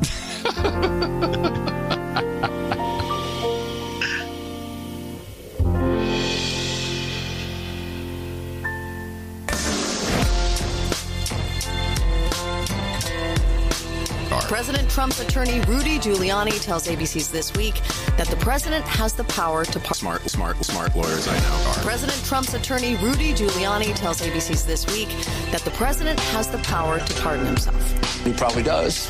But he has no intention of pardoning himself. That was the entire genesis of this freakout. was that little bit. Lawyers I know. Smart lawyers I know. That lawyers I know. The smart lawyers I know. That lawyers I know. Smart lawyers I know. That smart lawyers I know. Lawyers I know. The president can fire anybody who works for the executive branch for any reason. Smart lawyers I know. Lawyers I know. The smart lawyers I know. The president can fire anybody who works for the executive branch for any reason. Lawyers I know. Smart lawyers I know. Smart lawyers I know. The lawyers I know. That smart lawyers I know. That the president can fire anybody who works for the executive branch for any reason he wants.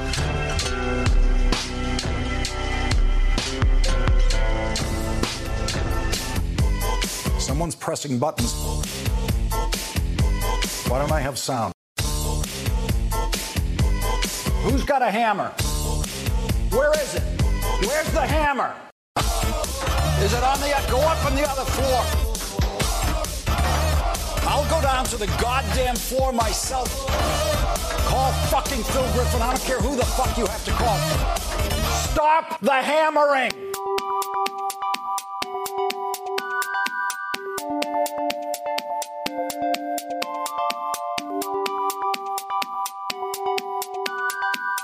Start to listen to 99% of the scientific community.